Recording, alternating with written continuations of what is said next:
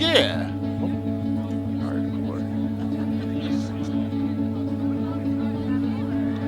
It's awesome.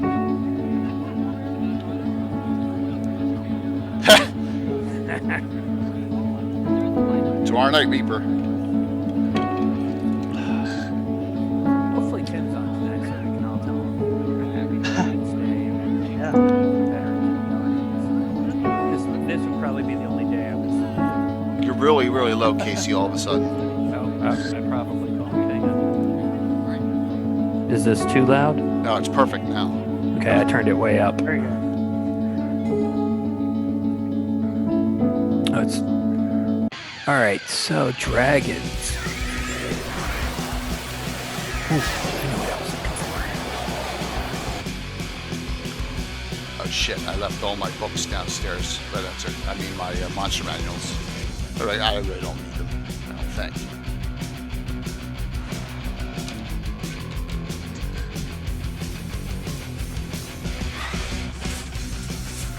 Oh yeah, Casey, you got your first drawing in. That's good. Yes, he already got in on that. Hmm? Just in Yep. case. Yep. You can't win if you don't try. Yep. Well, for Sunday night now, thanks to Canadian Ancient Gamer, I have Patrick. I have oh, you can't see. I got multiple reprints of Treasures of Greyhawk. Oh, very nice. Yeah. Yeah, GM I Steel think I saw reprints. you waving those around on Sunday Yes. night. Yes. For that. Yeah, and those are from drive-through Yep. reprints. Very nice.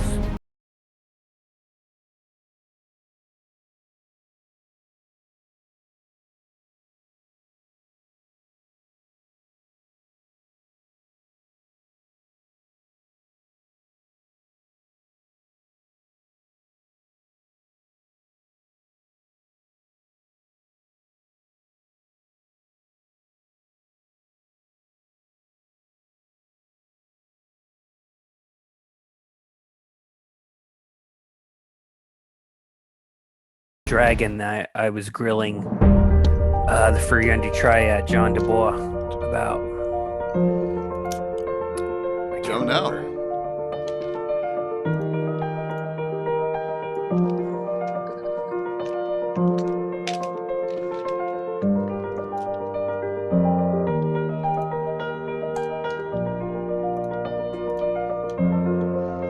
I have to feed my little dragon here. You know what? While this is playing, I'm gonna run downstairs and get my books. Okay. Hey, Mike, in my Ghost of Saltmarsh campaign, the PCs are level 6. There's like 9 of them. 2 of them are 5th level. They're in Seaton doing a murder mystery that I wrote because they know that the tiefling in Saltmarsh is an Iusian, right? And one of them is a worshiper of Palor, and she's figured out we can't trust this person. So anyway, this is where I had Lord Omni show up. Because in canon, I think I've mentioned before, in the G1 through 3, it's referenced that he's wanted for murder in Keelan, or that's in Iusian. But it's referenced somewhere. So I was like, well, let's have him go murder some people in Keelan. And so I statted him out in 5 years. Really badass 12th level. I gave him class levels. Assassin fighter type build. But anyway, so that they've spent like 3 sessions doing this adventure and scene. It's taking them way too long. A lot of demon fights. They finally get him cornered in a warehouse he lives in. He opens a portal to the abyss, the Azagrat lair, which is Grazit's lair. Summons some Ratukesh that fights him, almost kills him, and then leaves. So they're like, they're 6th level. They got to fight Lord Omni, but he lives, so woo-ha-ha, he'll be back. Yeah. I'm evil. What's the reward? So because he was murdering people, the town rewarded them. They got some Survivalist. magic items. Yeah. And now they're going to go back to Saltmarsh and attack the tiefling because they now know that, she's part of this evil cult. Yes, Alderaan, and Casey has that in his Ghost of Saltmarsh with Lord Omni. Yes. Yes. Yep, I converted him to 5e if anyone needs the stats. He's like a 5th level fighter, 7th level rogue in 5e. That's meager. Well, Oh, it's it's the okay. levels. But if you what about- look It's early in time. his canon, Yeah. against the giants, and I use the evil stats. He's not crazy high level. Right. He just But has in the really core high books, stats. He seems to level up. Yes. Same Everyone on. levels up in the Gourd books. They Yeah. friggin' trip over a cat, they level up. Yeah, including Gord himself levels up like crazy. Yeah, But it's what about ludicrous. rewards? Living that your character is alive, that's a reward enough. Yeah. All right, One real of them almost died. Real quick, this is it. There's only like 4 or 5 hours left of this Controller Games Kickstarter. They are the goal. The next goal is a Jim Ward module. Okay, a Jim Ward publication, and they're so close to it. So take a look at that, please. Now let me hit the right button here. All right, ready for a new sponsor ad? Here we go. Boom. You got. It didn't come up. But it's in the stream. Who's Infinite Dimension? Oh! I hit the wrong button. From the Oh, I hit the wrong button again. Beckons It to didn't work. destination. Hold on 1 second. Oh, I wasn't supposed to hit that. Forgot. That was my bad. One This second. is One second. Harbortown. Where is it? Number 8. I hit the wrong button. Here we go. Duh! Maybe I should fire it up so I can. Where do you see this stuff?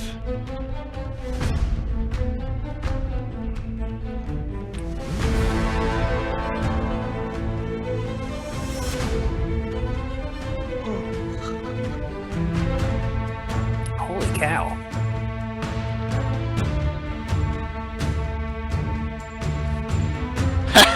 That's pretty awesome.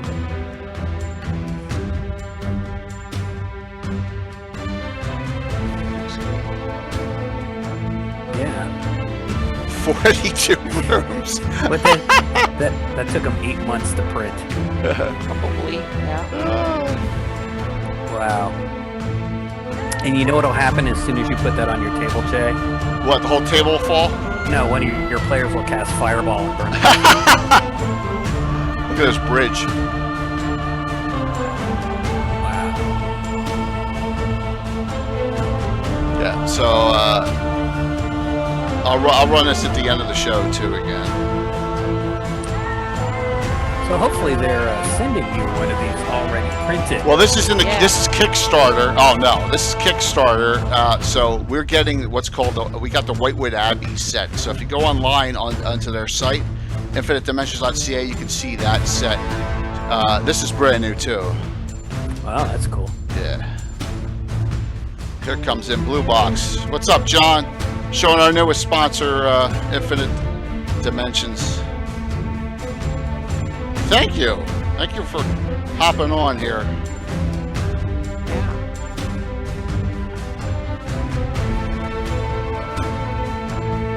Hang out. Kickstarter. What's up, Bill? Hey, Bill, I sent him a Hero Forge color mini for you to examine. Yes. Please do not, get mad and smash it. Nah, he won't do that. Yeah. He's not an angry guy, usually. I know it's a little sacrilegious because I do like to paint my own minis. But I did want to see the quality of the Hero Forge color. Derek Extort, thank you so very much, man. You are and thank you for the organizer behind the shield. So look, that's Torbridge Cull. That is Infinite Dimensions. I'll play that again at the end. We're really going to crank it up. Hey, what's up, Freddie? We're going to crank it up another level with this company. They're out of Toronto, and I linked their stuff here. And let's get to the start here of the show as we're going to talk dragons tonight.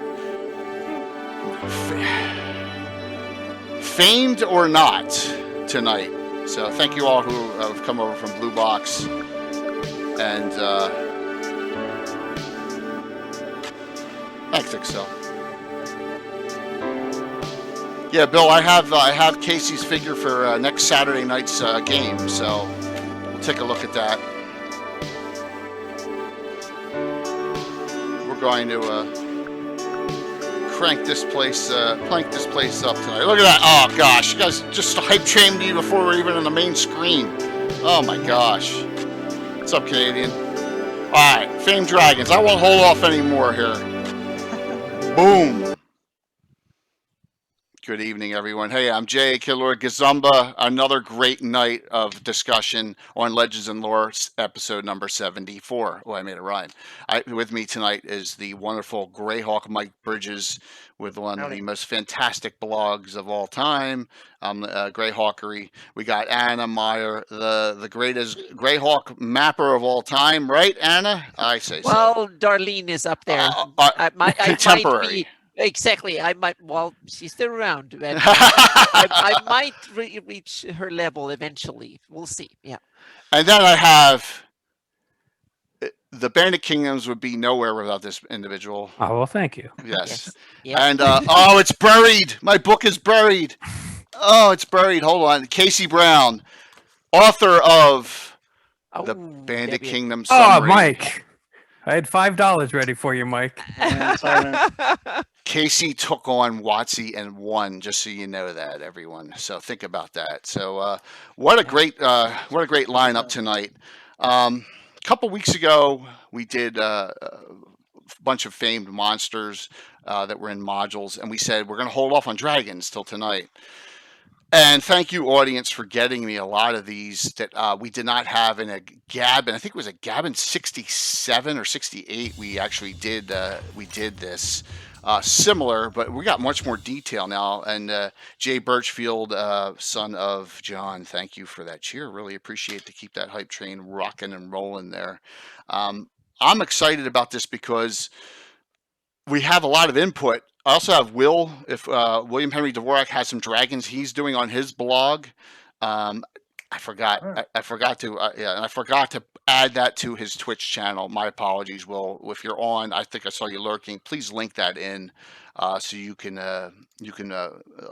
do that. So real quick, let's romp around the table real quick, Mike. How many named dragons, estimate guess, do you think you know in Greyhawk? Roughly. Okay, so like off the top of my head, no internet, nothing like that. Yeah. Maybe a dozen. Got it. But I know there's hundreds probably. Well, maybe not hundreds, but dozens and dozens.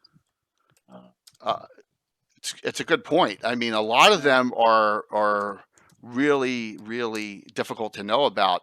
And I'm going to give some credit to like Asher gave me one. Josh Pop even contributed in a non-joking way and gave me a couple.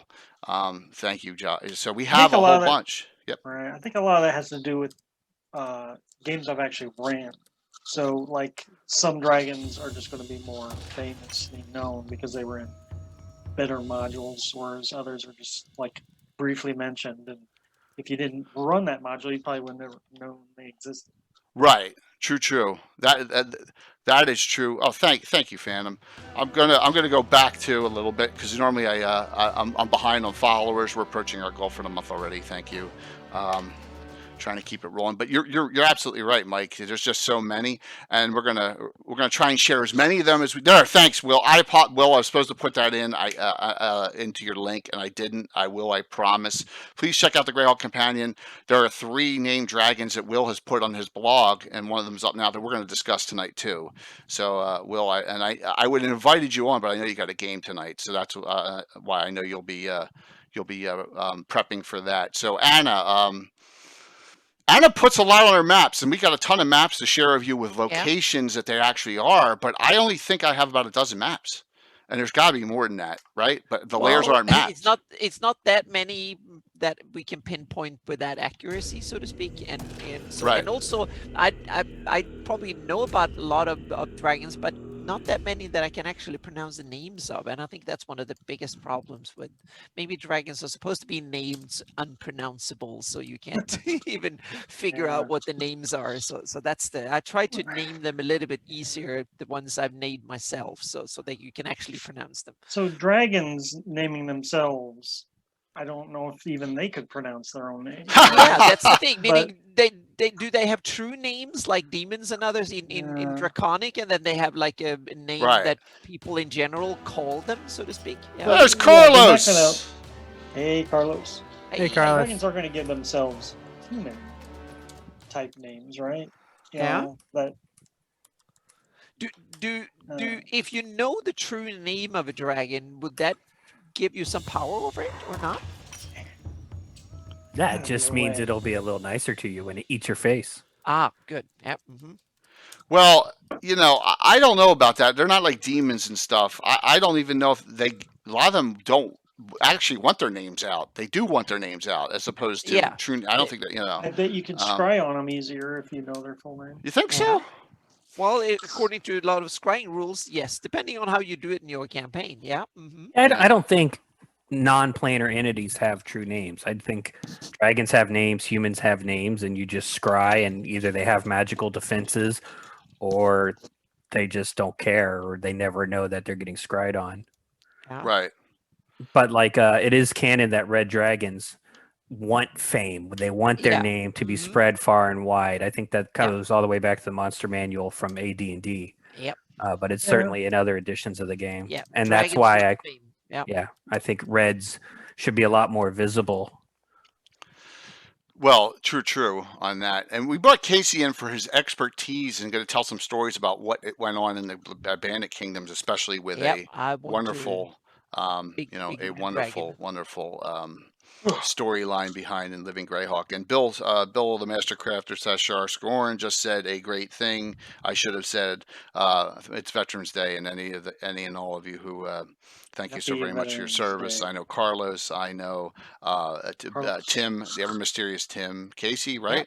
Yes, sir. Yes. Attaboy. Thank Yep. you. So, Yeah, But I said I would never salute Tim, but I think on Veterans Day, Tim absolutely outranks me. So, he from outranks everyone from here. E4 to the Not me. what Oh, did he get to? you were- Lieutenant Colonel. Ooh, yeah. You're from a different you're from a foreign Exactly, military. Yes. So yeah. That's NATO so level it's- yeah, stuff. yeah. Tim even outranks Luke Gygax, and Luke's up there. Yeah. Oh, wow. Yeah. Yeah. I did I not think know we're that. same rank. Tim and me are the same or very, very close. Yeah. Oh, I was a putz. I was an E4 specialist. I was Yeah. only in a That's few okay. years. Yeah. No. Yeah, but It's cool. Yeah. absolutely. So I got my list together. I got my maps. I got my scrolling pictures. Good. Yep. I don't know which ones, Anna, on your map you named and are canon names. I don't know. Yep. And so why don't we get some out of the way already? Okay. Yep. Mike, let's get the one out of the way that the picture's up now. And that is August in Child's Play. Okay. And Goldie No, and Puppets. Let's get them out of the way right now so Yeah. Josh Pop doesn't come on and start busting my stones about them. Right. Um, Right. So did anyone here run those? No. Derek Extort was a major. Tim was a higher. Tim's hardcore, man. Yep. I will give those modules credit for using dragons. True. Yeah. A lot of Greyhawk stuff does not have dragons in it. That is true. August is a gold dragon too, but he's ill-tempered in the adventure, if I recall correctly. Yeah. I don't know what Goldie is because when I touched that module, it burned my hand, so I couldn't. I couldn't.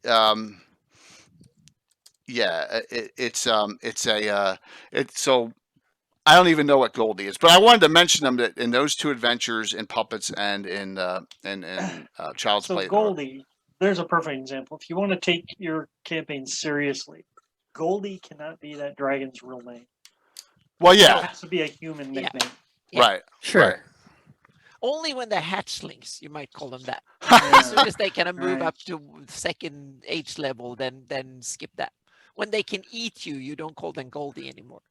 Right. So there has been a lot of every time we do a new we do a show that we did kind of previously, like Gavin almost over a year ago, we did one of these. We add a lot of stuff, and I think I completely didn't even talk about August and Goldie in that one as well. And another Draco is a better name. It is there, Gary. And Gary, if you want to contribute at all, you know you're always welcome to hop Draco. on too. Yeah. What's up, Tom? Thank you, That's, Gary. Mike Cannon now. Our Draco is Our Goldie. Draco, Yep. our Draco. Hype Train success. Thank you all for doing that. Really appreciate it. The problem is that's my email address. So like on resumes and stuff over the years, everyone's like What is that? How do you pronounce that? Oh, really? The R Draco. Draco. Yep. Chew it up. So here's another one, and is that sure on? There we go with Patrick Canadian. By the way, Patrick, your package hasn't arrived yet, so I'm still waiting on that, and I will get that right out to everyone as soon as possible. Is Asher on right now? I don't. Asher is on. Okay, so Asher the Bear's on, and he I believe gave me this one, and this is one of those where I would have known about it if it was in the Marklands or if it was in Eyes Evil. But since it's in Niv the Undying, I would have never. I don't know that like he knows this. Remember, we had him on the one show, but it's one paragraph, and this dragon is named Aroma, and this is a gold dragon. Yeah. I did. Guardian of the Grand Forest. Yeah, and here's our gold dragon. This is one of the few pictures I really do not like in Monster Manual 1 with dragons. No, it's way too Asian for me. Yeah, those are. Thank you so very much, Patrick. Has awesome picks illustrations. Much better ones. I probably should have pulled some from out of there. But we keep it the old school here. And so here's it. Arama's young adult gold dragon almost invariably appears in polymorph form as a human ranger. Mm-hmm. So he travels with Fiorena to pass muster as a ranger with knowledge of their signals and secret ways. And Arama comes from Sundi, it says. And his parents have sent him there to learn more of the parents. So they must be alive still. A few of the Wood Elf Moon Mages know Arama's real identity. Pretty cool. This is... Fiorina acquired the nickname Gold Hand for her fondness. It's pretty. It's pretty interesting that one paragraph. I don't know if there's any other references anywhere else. Sure, if you know, please link them in. But that was all. One page. Voda index. Someone's a Voda index that. Yeah. My guess is that's where it is. So, who you sprained your wrist, Gary? That's not good. That's not good. Ooh, ouch. So you got a gold dragon there. We got two so far. I'm hoping that Tim, the other Tim, is on. Who asked in chat in Cannon Fire about gold dragons, and if he hops on and asks about them, I'll mention him again. But he fell off a skateboard. I can see Gary skateboarding. Yeah, I can see that. So she's mentioned. Ruma is mentioned in Earth Journal 13 as well. Oh, okay. Is it whose article? 13. Yeah, I'm checking. Earth Journal 13 as well. Enoch. Okay, so you got that. There's two of them for you, Enoch. Thank you, Tim. She's mentioned 14 times in it. So all right, so you got. Yeah, beautiful. It is in the Loneliness, the Draconic Perspective by Russell Bird. On there you go. Page 8. In Earth Journal 13. So you have August and Aruma, two gold dragons for you, and I wanted to get you that answer to that question. Silver. I don't know if any named Silver at all. Does anyone? Yeah, I struggled with Silver. I only got one Silver, and it's probably huge. Let's hear it, Mike. Go for it. So the only Silver I can find is from Age of Worms, Lashana. Yeah, which is kind of a excellent. And she's an evil. And she's a vampire dragon. Vampire dragon. Which, third edition, you could throw a template on anything, as I can attest to. She's like, she works for Dragotha or Caius or something. She's like way OP. So right away at the beginning of this discussion, we're going to count Draco Liches in the dragon category, correct? I think so. Yeah, that kind of. Okay. Draconic. Oh yeah. If it used to be a dragon. They're undead, but they are draconic. So you trip carrying pizzas from a restaurant. Oh my god. I'm sorry to hear that. So all right. So you got that one, Lashana. Do we know which author and which adventure path wrote Lashana in? She's in a couple of them. She's in a couple of them. Okay. Yeah. All right. So because you meet her early on and everything's cool, and then later on in the story, nice. Things turn bad. on another note, thanks to Anna, one of the authors of one of the Age of Worm modules in the Dragon will be on within a month, right, Anna? Yeah. Wolfgang Bauer will be Yeah. on coming down the road. So we have another great guest coming up within the next few weeks, which is cool. All right, so I don't know much about Shanna because I never ran Age of Worms. So she's a major. It's a she. She's gotta have, yeah, she's Okay. gonna I have think it's a some kind of she, yeah. backstory though. All right. Al Haster, she has some demon, like, what's the she has like these female demons that are like her bodyguards and stuff. It's ridiculous. Handmaidens or something? Something. Are they Yeah, dragons going too, or are dragons. they undead? No, Or... no, Does these she are live demons. in Alhaster? Yeah, I think so. That's what I assume. Yeah, I think Oh. she lives at court with. I think the- she probably has Zeech all kind of Yeah. wrapped around her finger Mhm. too. Yeah, Interesting. she might be the major villain. I forgot all the details, but she's definitely on par with the worst ones there. Definitely an interesting turn there that they would make. Yeah. But I kind of like that with third edition. You can kind of screw things up a bit, and I kind of like that with. I thought they third screwed edition. things up enough with Draco Liches. Yeah, but you can kind of you can tweak things. They're not as Are you ready? straightforward as Not one named one tonight. Oh. 4 Or named Draco Liches that I have found. I have Oh, no that is idea. so cool. That is so Yes. cool. Okay. Yeah, we have the know of obvious one, Okay. but I can name 3. Dragatha I is can the name. obvious one. Listen, I can't subtract. I can name 3 others. That is Yeah. so cool. The DM, absolutely, John. The DM can tweak anything that they want, and they can fudge a die roll here and there. Thank you for that wonderful discussion on your show. That was good. Yeah. That needs to. And the one, and I'll be honest, I fudged a die roll Saturday, and if I didn't, Uh-oh. I would have killed Tim's son's character off, which I would have felt bad. It was like it was instant death crit, and I And just you would- call yourself an old school DM. I can't kill a 9-year-old. Kill that kid's PC. I can't kill a 9-year-old's kid. You know, Dude, we did it in Living Greyhawk all the time. 9-year-olds. So there Yeah. you go. Yeah. Well, when they played, if they Yeah, did you're something cute. stupid or rolled bad. Oh, but it wasn't though. It was just. It was Yeah. a. Yeah. It was. It was a. Yeah. I couldn't- agree. The game makes He got more- put down to it's more -8 fun. as it was, and Yeah. and bound. So It should have a narrative kind of Yeah. meaning, or especially for a kid. yeah, it wasn't a dumb thing. They were actually fighting really well, and it was just a really bad random critical, and it's dead. So, but that's life there.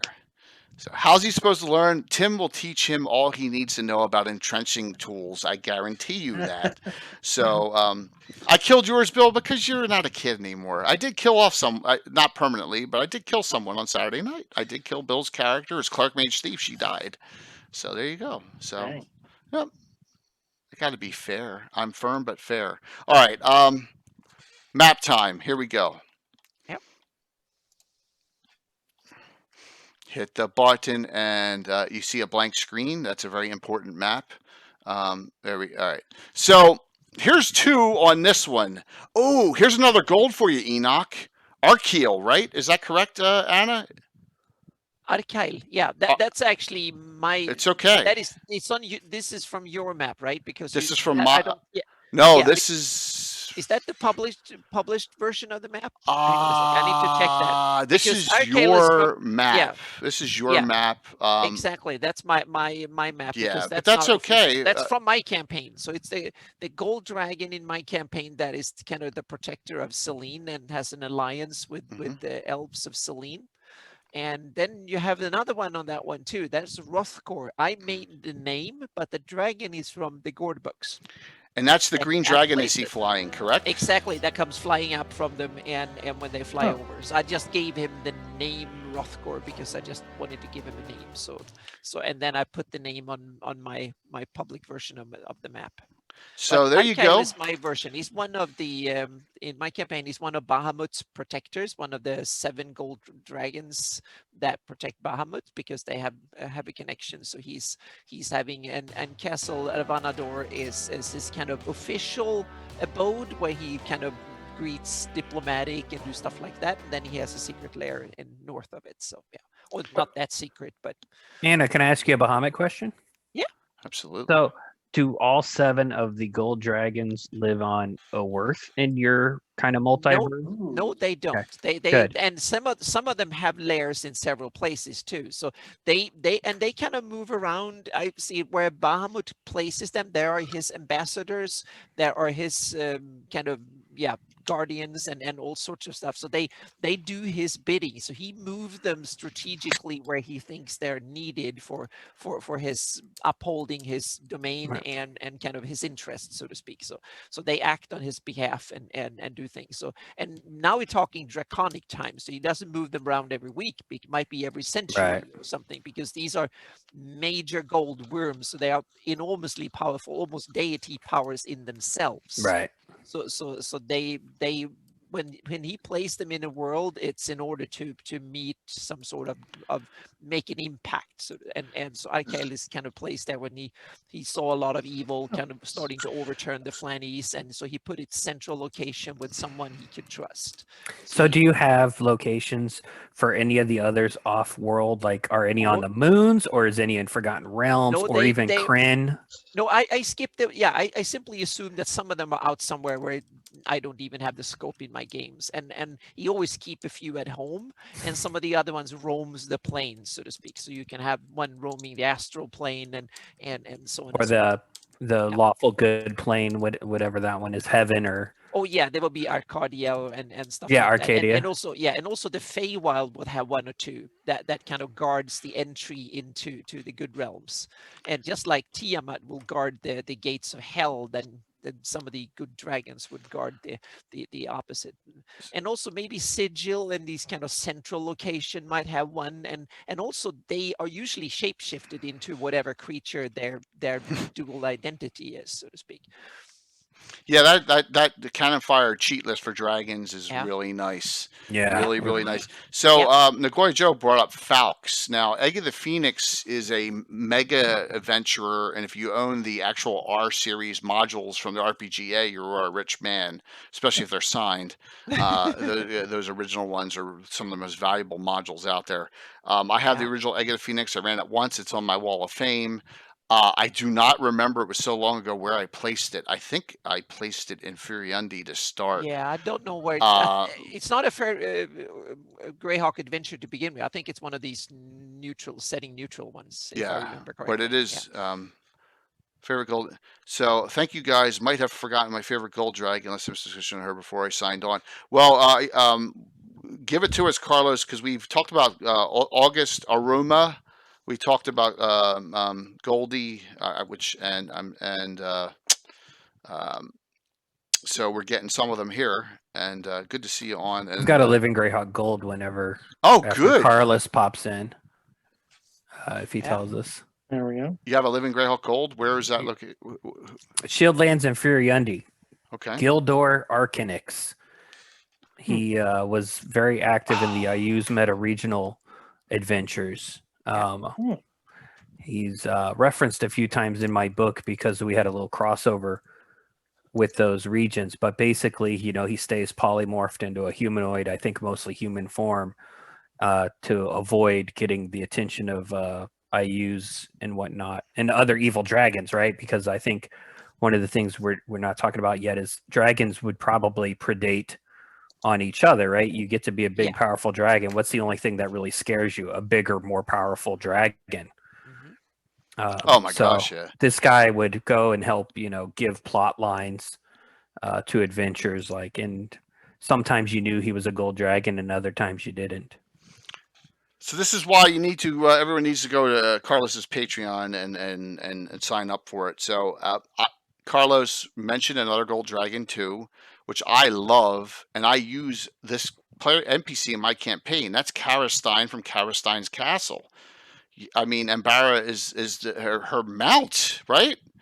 And we all forgot that one, and that's right out from the Ashes box set. Yeah. So home run there, Carlos, on that one, an absolute home run. Yeah.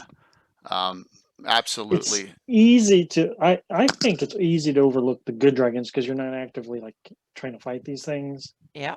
Yeah. True. Yeah, I True, have true. them as political operators, so to speak. They're kind of part of running the world, and they want to tweak it into suiting their interests, and so they become Absolutely. guardians, and there's a bit like having nukes in the real world. If you have a lot of powers want to have the backup and alliance with a powerful dragon, both good and evil. So I like the one in Furundi and Shieldlands because they need the help in that era, right? Yep. So, which is cool. I want to do a shout out now to Leonard because Leonard made, and we're talking Gold Dragon, Servants of Bahamut. In Leonard's campaign, Bahamut and Tiamat, and the first two pictures are coming up, were always considered lesser gods in his campaign and his Lender Isle campaign. So just please note that he paid homage to the dragons as well with that. So just a note, and yeah, very, very cool. All right, how about some baddies that we may have? We'll stick to the massive ones, away from the massive ones for the time being. So let me hit the map up again. Yes, Leonard was always spot on, and all right. The area of and the good thing I love about this map is if you go to you see the word Whole Marsh Protectorate, and you go to the east of that, the Dunmound show on this map, Carlos. I did that on purpose, of course, from Horror in the Holes. But above that is Olicus's lair. Now, what module does Olicus appear in? Well, I want to say U2, but I don't think that's right. That's the Carp Dragon or whatever the Oriental Dragon. Right, that's no, in the Whole that's Marshes. not it. Olicus appears in. Anyone else out there? Anyone want to do it before I say it? Is Voltron's Beacon? No, No. it's close. The Tomb of Sakatha against the cult of the. Tomb of the Lizard King. The Tomb of the Lizard King is that one that he appears in. Olicus, I believe, is a black dragon. I would hope. Yes, in that swamp. Yep. And that's interesting. Yep.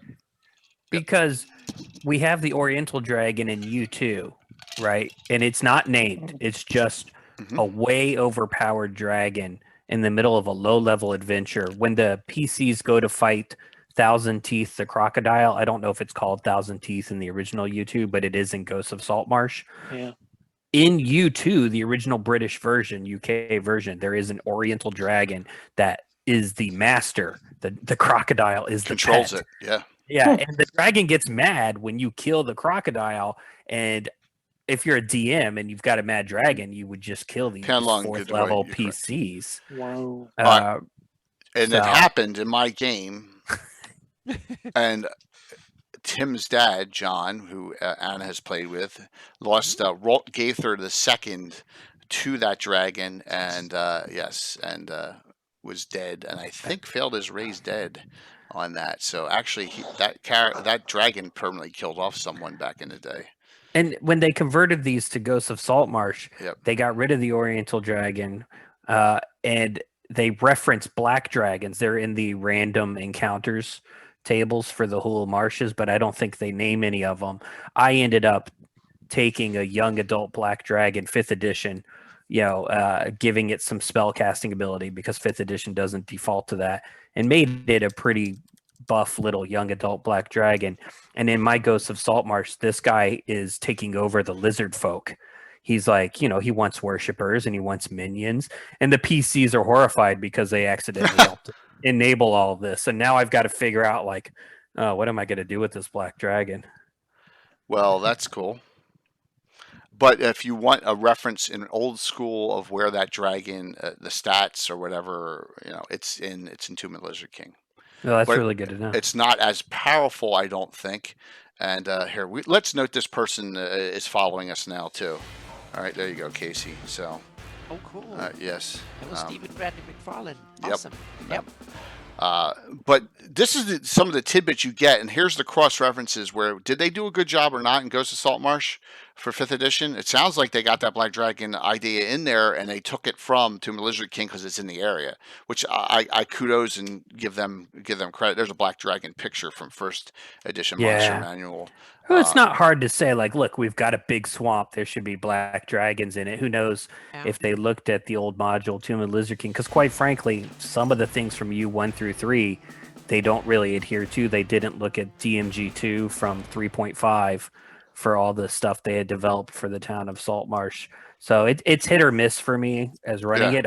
I wish they had, maybe done more to tie it directly into the bigger world of Greyhawk, but at least it says Keeland. It doesn't say Sword Coast everywhere. They just say, if you want to run it in. Yeah. Speaking of Ghosts of Saltmarsh, in the back section of it, there's some examples of undersea encounters, environmental rules and whatnot. And they actually have 2 named dragons. Oh, that's right. Ghosts of Saltmarsh. What are they? I don't think there's any lore attached to them, just names. So there's a bronze dragon named, and here we go, Lichus. Okay. Something. And then there's a dragon turtle named Zalatamos. Oh. And the bronze dragon, they have unnamed bronze dragons on the random encounters tables for the Azure Sea, if I remember correctly as well, because I think I really want my PCs to run into this guy at some point for a lighthearted role-playing encounter, because I've just been throwing demon fight after demon fight at him for like 6 months now. So if we talk bronze dragons real quick, and let's do that. Why not, since we're talking about them? Will, with his Greyhawk Companion, there's a picture of a bronze dragon in Monster Manual 1, has created one, and it's whoops, I just skipped right by it. See, this is what happens when you're doing things too fast here. All right, bronze. There we go. Sir Galithia, bronze dragon, and there's a whole story, and you can go. There's all 3 dragons. There's a bronze, a brass, and a copper, all done in the Greyhound Companion. Very nice write-ups on them, and some nice artwork too. Definitely. Once again, Will, if you're on again, please relink your Greyhound Companion. My apologies for not putting it in your shout out. So yeah, absolutely, very cool write-up. So the where is there a named bronze dragon in my campaign? That I don't know. Palmars. Close. You're so close. Actually, at the Order of Ulick headquarters on the other side in the Principality of Ulick at Wales Castle, Strantulus is the main steed of Cavalier, especially Andre Winchester in the Order of Ulick. So there you go. Bronze Dragon. So that's the highest. Bronze dragons can shape change into animals, but not persons, if I recall correctly, in 1st edition. I did not. Yes. Yeah, they cannot change into people. They can change, or humans, demi-humans. They can change into animals. Fair. Yep, they're not like silvers or golds that can change into human form. So just a little information on that. Always some fun tidbits here. All right. We'll do another map one, and then we'll start randomizing again here, because I got, let's just continue downward, and it's funny how it's delaying and taking so long for that map to come up. It's because it's big. Yeah, I guess, usually, but it's also, all right. Near Verberbonk, up in the gnarly? Well, yeah, it's in on the gnarly and Welkwood border, not far from, even from Temple of Mental Evil, really, and that whole area is Costachlorinus, and I'm assuming that's a green dragon. It's got to be a green. I think it's a green from Living Greyhawk campaign. Okay, and is it from the Divers Living Greyhawk campaign or the Verberbonk Living Greyhawk campaign? That I can't. Okay. Yeah, we'd have to ask Vernon and Joe. Okay, but that is another area of, and that's a large domain area there. If you look at that, that's pretty large. So, how about the dragons? Something we don't talk enough about, I think, in gaming is the range that a fully adult dragon would have for feeding, not just 1 mile, but dozens of miles, hundreds of miles, because otherwise they would wipe an area out. Yes, Nagoya, I have that one, and we're going to get to Ophio. Absolutely. Ophio is on, as in, I have a map with a location. Absolutely, 100%. We have that one too. Would you consider a Chardalon as a Greyhawk Dragon? Duane, that's a great question. Wrath of a Chardalon, yeah. I was wrong saying it was from Living Greyhawk. It's from Earth Journal number 9. Earth Journal number 9? Yep. Who wrote that? It's Jeff McKillop. Okay. It's the part 2 of Verbombong Viscounty and Freetown of, and he lists the Cron Hills and the locations. That's where it comes from. So I know of Wrath of a Chardalon. Is that a Greyhawk Dragon? So what do you think, Gary, on that answer? I don't know. That's a good question. I'm not 100%. And that was from their box set, right? Their board game or their intro. Yep. I think you have a copy of that. I don't. The City Greyhawk box set? No, the Wrath of a Chardalon game. Do I have it? I don't think I do. I thought you'd showed that at one point, but maybe you don't have it. Yeah, it's a good question. So maybe someone wants to take that. Yeah, Desolation of Smog is a baseline. For a major ancient. And I'm assuming it was red, right? Smog. I never said. See, I always thought he was green for some reason. He didn't breathe chlorine though. Yeah, I know, but he wasn't a D&D dragon. He was Middle Earth. True. Like quick dive. Go ahead. Sidetrack. I think dragons would be cool if they didn't have colors, because an adventurer walks up, sees a red dragon, and goes, "Oh, I'm going to use cold spells, and I need to cast protection against fire." Yeah. And sure, some of the dragon magic users can be tricky and use illusions to change their color and whatnot. We did that in Living Greyhawk, and also Greg Marks, I think, had a red dragon that was an albino, so it looked like a white dragon. Whoa. But yeah, really sneaky stuff. But I think the next campaign I run, dragons are going to be like dinosaurs and alligators. They're just going to be modeled so that they have the ability to blend in with whatever their native terrain is. Yep. And there'll be some differences based on where they live. But if blue dragons and brass dragons both live in deserts, they should look very similar, like two different types of dinosaurs that live in the same area. But then, so you don't know, oh my God, what is its breath weapon going to be? I think that's. Oh, sorry. Go ahead. No, go ahead, Anna. Go ahead. I was going to say that's how I do it, and the way to see you need to be skilled in order to do. It's not like the gold dragon is gold and the silver and so on. No.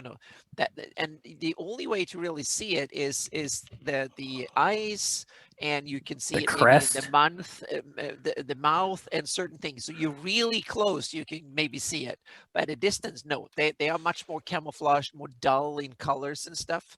So it's almost impossible to see it, especially at night. The dragons themselves can kind of smell. They know themselves as individuals, but humans, you have to be really skilled. Otherwise, you don't stand a chance to see from a distance what one dragon or the other. Certain ones kind of, they like red dragons and stuff, they might even use like war paint or have certain areas that they can illuminate up in order to show the colors that I'm a big red dragon, you should be scared of me. But dragons normally don't show colors that visible, so to speak. So Canadians asking, Greyhawk Companion, where did that come about? And I don't know exactly what. Am I missing something here? What is the Greyhawk Companion as far as? There's no publication. Greyhawk Companion is okay. Canadian. The Greyhawk Companion is William Henry Dvorak from Wicked Studio LLC's blog. It's his blog site. So the Greyhawk Companion is the name of Will's blog. Okay. Great. Yes, that's what it is. It's not so. Yeah. Okay. Yeah. So and Will just started doing it a little while ago. Yeah, it was at wrong early 3.0 module. Okay, cool. All right, thank you. I appreciate that. And because Greyhawk was the default setting for 3.0, hence there's Clerics of Palor. Right. Right. Yeah, Gnarly Dragon came up in the 6th. Earth Dragon Cometh, written by Joe Selby. Well, Joe's Select, that Joe and Casey playing in the same game to this day, right? Well, he's not in my Monday night campaign. Oh, I thought he was. Okay. He had to take a break. He had a lot going on, but it was a lot of fun having him in it, and hopefully he'll rejoin at a future point. And Joe also, and when we played out again in that group, the Cannon Fodder group, Joe has his assassin Itzatrika in there with Garn and Imri and those two. So the salesman. Yeah, the salesman, yeah, absolutely, the traveling salesman who has almost died almost every adventure, but it's a bunch of fun. Okay, let's. There's a copper dragon in the Rainbow Cavern of the original tournament version. Wow, the original tournament version of Shokanth had a copper dragon. That's some deep knowledge there, Yeah. Alderon. Yeah. Wow, doesn't have a name Yep. though. It's awesome too. Yeah. Wow. I'm going to answer Tim. Smog lives in far, far west Auric, probably somewhere over there where you have your mashup campaign of Middle Earth and North. Yeah, somewhere. All right, so here's Ophio Verdorar's lair, the Velvet Empire, and you can see that on Anna's map here in the very north of. Yep. I don't like the Velvet Empire title though. I've skipped one on my campaign, but I like the idea of having the dragon up there. So definitely, but the Velvet Empire is kind of no. It's a good name for a band. Bad name for a dragon's domain. You don't want to be called the Velvet Empire. Yes. That's kind of that's people trolling you, the surrounding people trolling you. So, well, the dragon's on the map, and that's a good thing. And it's a very contested, nasty area. And if you ever want to do a multi-factioned, large-scale, wide-open campaign area, the Vespi Forest is a great place because you have elves, you have Knights of the Heart, you have Iusians, you have indigenous orcs which fight the Iusians, you have dragons, you have hidden nasty things there. You have it's a great area. Is this dragon a green or a copper? I think it's a green. Oh, okay. I might be wrong. Yeah. No. If it's in a forest, it's probably a green. I just thought that Jay had said maybe it was a copper because for the life of me, I can't really think of any major named copper dragons. I'm not looking at the Cannon Fire list, so maybe someone's got one. But no, the only one that I ever know is Klonok from the box set. I can check that. Well, we have Will has given us a new copper, which is cool. Ooh. Yes. So if we go and now we're at B here, and my theory on color is throw other colors at them, and I think Alan Grohe has the same way to do it. You have all the gem dragons, which I show pictures of them. You have the orange, the yellow, the purple dragon. They're nasty. The yellow and the BK. Yeah, that's beautiful. So let's get to copper here. There's a copper dragon right there. I have a 5e copper. Doranarth copper dragon. Wait, which one's this? This is from the Greyhawk Companion. This is Will's right up on Doranarth in the Greyhawk. Oh, okay. Yep. It's just, he has 3 he's written up so far. So go ahead. So in Princes of the Apocalypse, which is set in the Forgotten Realms as its default, there is people know what that is, right? It's kind of this loose sequel to the Temple of Elemental Evil, but they set it in the Forgotten Realms because that's what Wizards does these days. Anyway, I ported it over to the Bandit Kingdoms a couple years ago and ran it for a bunch of my friends. It was my first foray into 5e and Roll20 and all that kind of stuff. But in it, there is a copper dragon. So because I ported it to the Bandit Kingdoms of my home game, there's a copper dragon now in the Bluff Hills area. I think that's where copper dragons like to live, is hilly terrain. Well, Will is telling us those dragons that we've linked so far are both in the Bandit Kingdoms. So there you go, which is cool for his game, and great placement and great articles on that. Mike, what do you do for colors? Do you add others or do you just change it up? What do you do? Like if you have a color and I don't want to throw another red at someone. I think Well, I'm having some lag here. Yeah, a little bit. It's okay. Am I still on? Yeah, you're on. Yeah. Barely. No, you're Yeah, good. 'cause Yeah, I you're didn't back. get You're any of back. that. I didn't get any of that question. What do you do with color, like with a dragon? Like if to bring up, you don't just throw another red at them. Do you change it up sometimes? Oh, I've always played it straight. Never thought about it. Okay. Okay, cool. I know I Anna. played pretty much by the book. Anna says they don't show colors, which is kind of cool, right? Yeah, I want to. It's kind of hard. You can kind of identify them, but you need to know about it, so to speak. Right. You need to study your dragons in order to be able to identify them. And I also have. I try to think about dragons' origins and what they come from, and how their family tree is. So I say that they come from the Feywild. That's where they developed, so to speak, and that's why they have magical abilities and are kind of out of this world. But there are older dragons that are, meaning the metallic dragons are the latest comers to the dragon family, so to speak. They're good ones and more civilized than the other ones. And then you have the chromatic dragons, but before them you have the more natural dragons. And I have things like sand dragons, and you can even have other dragons that they have barely no magical abilities whatsoever. They're basically lizards that can fly and hunt, and they have very limited breath weapons and stuff. So they don't have any of the kind of extra magical abilities and stuff. And they're more kind of they've been around on Earth much longer, so to speak, but they're almost been hunted to extinction because they're not that powerful. So they are way out in the wild, and they are basically animals. And then you have the Feywild touched really kind of dragons that we know them as fantasy, meaning they have magical abilities. They are really tough creatures with all sorts of weird extra non-natural things, so to speak. And then there's the chromatic ones that are kind of, the green dragon is kind of a more advanced version of a forest dragon, and the white one of a kind of a cold Arctic dragon and stuff like that. Like Dragon versus Drake, like Pathfinder exactly. does. Yeah. Okay. Yeah. I really did like that in Pathfinder. Yeah. That so evolution. Yep. So you have them, and then the metallic ones are the top ones because they have culture and interact with the rest of the world much more than all the other ones are doing, so to speak. And the reds and so on, they're the top ones among the chromatic or dragons that are semi-cultural and are smart and know magic and stuff like that too. They are ascended from animals into becoming true citizens of whatever world they're living in.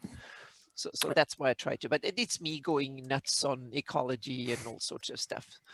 Another reason to use Anna's colorless dragon system is because what is the population needed to keep a species viable, right? Genetically diverse and viable. How many adult red dragons are there in the planet, on the planet? Yeah. Right. So I think if you use hundreds at least. Yeah. Right. So to use Anna's, and hundreds of dragons would just decimate nations. So I think you use Anna's system, and all of a sudden a green dragon and a red dragon can mate. You don't have a yellow dragon, but that's what we did in the BK. You just have a dragon, and it develops its own powers depending on where it lives. That's an interesting whatever.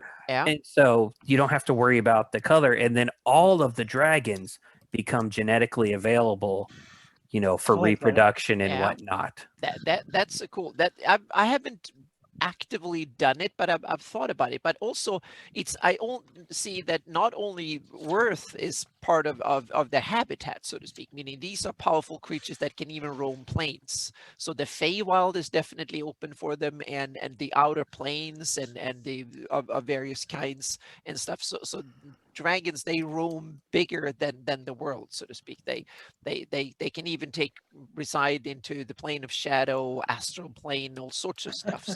So if you have a population of a few thousand red dragons, then you might have 50 or so on Earth as a whole, and some live somewhere else. Maybe you have and also, where do they come from mainly? Meaning, if you're a dragon, it might not be the best place to place your hatchlings in the Flannies, where there are lots of adventurers and all sorts of nasty things that come and kill you. So there's many references of dragons picking up and moving locations. Yeah, exactly. And the only thing is the hordes, but yeah, and that's the other thing. Meaning, why do dragons have treasure and meaning, do they move the treasure, the hoard, or do they stay there for the I like the Like, Smog archetype for that, right? Smog just murdered the dwarves in their hold, right? And that's why he had all of their treasure. I really don't like the idea of dragons going out and robbing banks and bringing that gold home unless they need to eat it or do something weird with it, like platinum has a really high melting point, right? So maybe red dragons like platinum because they can do a specific thing with it and it survives their body heat or something like that. Yeah, for me, what I do in my campaign, they use it. In order to breed the natural dragons, they pop out eggs like animals do, like drakes and others down the line. But the metallics and the chromatic dragons are so far away from animals, so in order to breed, their eggs need some sustenance in order to hatch. And what they naturally use is dragon bones. They need to transfer the power of dead dragons into the next offspring. So that's what they normally use. So the dragon boneyards are actually where they hatch new dragons. But there is a substitute for it, and that's treasure. And that's the reason why dragons, big powerful dragons, they assemble the horde in order to become viable partners in raising new dragons. So that's why they love to come to civilized areas, because there's more opportunities to breed. In other areas where there are no humans or elves or dwarves or anything that makes treasure and collect it and stuff, then they have to find old dragon bones. So they have to kill a dragon in order to make sure that their offsprings get bones to grow. So that keeps the dragon population at bay, so to speak. They don't. Smart dragons like green and red dragons can actually bully other creatures into bringing treasure to them. Yeah, that's Sure. what they do. And they may have alliances and stuff like that. And also, I have it also that you might have that a female dragon has a horde, and male dragons have to come in and add to it in order to be part of mates, or the other way around. Like red dragons, male red dragons actually collect treasure to become mating material for male red dragon or female red dragons. Come and check out the male red dragon's nests or to lairs to see which one has the most treasure in it, and that's where they will place their eggs, and then they will depart again. So I used that in one of my campaigns when they thought that the biggest, nastiest red dragon was the dragon that was in the lair, but it was actually the female that came and laid the egg. She was the big bastard that just like raptor birds, the females are bigger than the males. So they were even nastier, so to speak. So so they got a surprise when they almost half slaughtered the red dragon. Then there was a female red dragon that was even bigger that came to defend her eggs and steal them back. So Mike, on another note, Dragonlance has some great ideas, and then there's Gully Doors. I understand. I love Dragonlances. I love that was my tangent on why dragons do treasure. Cool. And I like the idea of the kobolds. I know ancient mythology, right? They had nothing to do with reptilian creatures. They were dog-faced little goblin thingies, right? But I know they've morphed especially in 3rd edition and later, into these reptile creatures. And I think you're right. You're a large dragon. You're going to need little minions to pick the bugs off your scales, to help clean your lair, to guard you while you're sleeping for, a year after you ate a couple cows or whatever. So I really like the idea. And I don't like the idea of kobolds always being lawful evil. I want kobolds to adopt the alignment of the dragon they serve.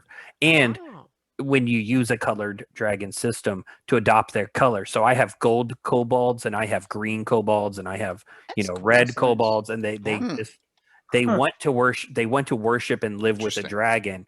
So once they do that, they bond with the dragon, and the red dragon will be annoyed by him and eat a few of them from time to time, but he still wants someone to polish, the treasure he's acquired. So Canadian loves the idea, and Gary Holian hates it. So there you go. Which is cool. Yeah. Which is cool. Does Koblox have any special abilities that came from being a certain color? I don't know. Probably.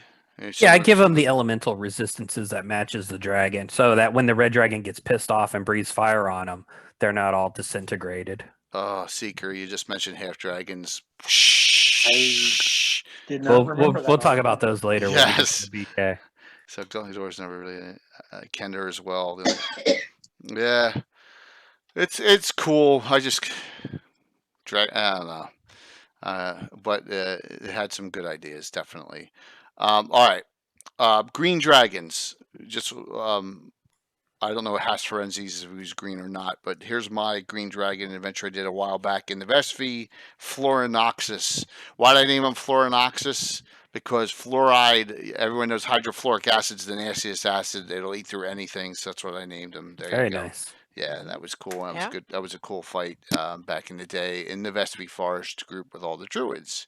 So if we go back to this map and what's wrong with Gully Dwarves? I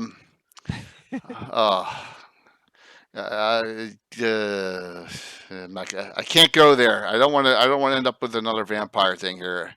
Hasperensis, you know what I mean? I can't do it. Hasperenses, I don't know much about them. We've talked about them in the Dim Forest, which is Geoff. Yeah.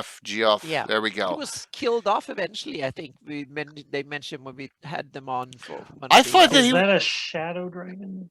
It was a shadow dragon. Yep, warriors. That was like the toughest fight I ever heard. Wasn't that the one where it just people couldn't hit him? Yeah, shadow dragons are among my favorite dragons. Yeah. All right. So he or she's a shadow dragon. Hasperenses in there. Okay. All right, and it's smack dab in that dim forest, which is a huge thing for the Jeff. Go with the Roger Moore lore all the way back to Ancient Soul Empire, and the Fiery Kings were in the Hell Furnaces, a bunch of red dragons who, like Casey said, there was a bunch of them. They could devastate a kingdom. They, for whatever reason, learned how to turn themselves into shadow dragons. And so there ain't a whole lot of named shadow dragons in the Greyhawk lore presently. So I'm wondering if a lot of them were killed off early, in the ancient times. And I've got a named one. Yeah, and then from canon. Yes, you do. So what I'm wondering is, like, Hasperenses, I don't know if like shadow dragons are a viable breed on their own now, or if we're just dealing with transformed dragons of other colors, if we're going to go with some of the stuff we talked about earlier. So it could be a green dragon that was turned into a shadow dragon, or maybe, I don't know, just spit. I love shadow dragons too, and I think what's the unnamed shadow dragon that's on? Let me go to more maps here. It's in 2 map areas, Anna.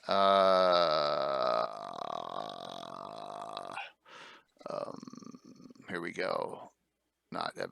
You have the Howling Hills. Is that the one you're thinking of? This one up here, the Shadow Cavern up in the Bluff Hills.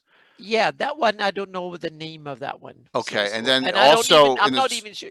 Oh yeah, Drangoos, is that it? No. Yeah, it's one of the either the Soul Husk caverns or Drangoos. Okay. Yeah, and I've named her in my campaign Rishnel. She is her name up there, and I actually introduced her in the in when I went back to Temple of Elemental Evil. She was a young shadow dragon that was in there, and somehow my players, the characters, managed to charm her. and that way she kind of stayed with the party a little bit. Then she fled when the spell wore off. She took off and she took residence up there in the northern domains of lands of Ayus. The Bluff Hills shadow might be Casey's. Yeah, but there is rumors of a shadow dragon up there. Like, this one. What's that? No, that map you. Oh, that one. That one's yours. All right, why don't you tell us about that? That's Drangoos. Oh yeah. I can't even pronounce that correctly. Yeah. From I Use the Evil. Okay. It's one of the few named shadows. I Use the Evil doesn't name any other dragons, but it does reference some that we'll get to later. But this one layers in a former Urzun orc area, I guess, of the Howling Hills, indeterminate age, at least an adult. So I just thought, it's got skulks working with it from the plane of shadow. It's and perfect. even I use his forces avoid this place. There you go. And we had one in the BK from Living Greyhawk, but it's when we get to the BK, or I could talk about it now, but it's a big crazy one. Well, anyhow, the Bluff Hills one is from. It is that which slept. Okay. Right. That which slept. I'll just go ahead and dive into it right now. Sure. So, Living Greyhawk creation had no canon background. So we needed something to tie in the Urflan and Isles of Woe and all the ancient civilization stuff that occurred in that region. And we wanted to, I guess the previous triad wanted to tie in something to Thurisdan. So they created a shadow dragon, epically powerful shadow dragon that was imprisoned. At the beginning of Living Greyhawk, it was imprisoned. And this thing used to be a silver dragon that sacrificed itself to help stop a thing thousands of years ago. And in doing so, it got corrupted by Thurisdan, got turned into this evil shadow dragon. And then the Urflan had to imprison it. They put it into Carcerai, the plane of Carcerai, the planar prison. So year 3 or 4, Living Greyhawk, Band of Kingdoms Triad members write an adventure where dumb adventurers are sent into Steelbone Meadows area of the Band of Kingdoms. And they're adventuring on behalf of Baron Horus of Wormhall. This is not a good guy. He was installed by the Iusians. Anyway, very specific, but he sends them to go fetch a book. But when they go and get the book for him, it releases that which slept. It was like the last key to the planar prison. So everyone thought they had succeeded in this adventure because they went and they survived all the fights and they went and got this book and they brought the book back to Wormhall and gave it to Baron Horus. And Baron Horus just kind of laughs because his entire plan was freeing that which slept. And in 3rd edition terms, that which slept is a CR43 monster, which would basically be able to fight a hero god or quasi deity, that level of power. So the region, everyone blamed each other for this monster which got released. And in later adventures, this monster would show up and it was more of a plot point, right? You can't fight something that's that powerful. It's just, it shows up, it destroys a city, the adventure begins kind of thing. And we did exactly that in one of our adventures. So we had a lot of fun with it, and PCs got near it, but they were usually like a rescue mission before it would destroy something. But that which slept. So the real name of that was Brit, I think, came up with it, and I'm not sure I can pronounce it.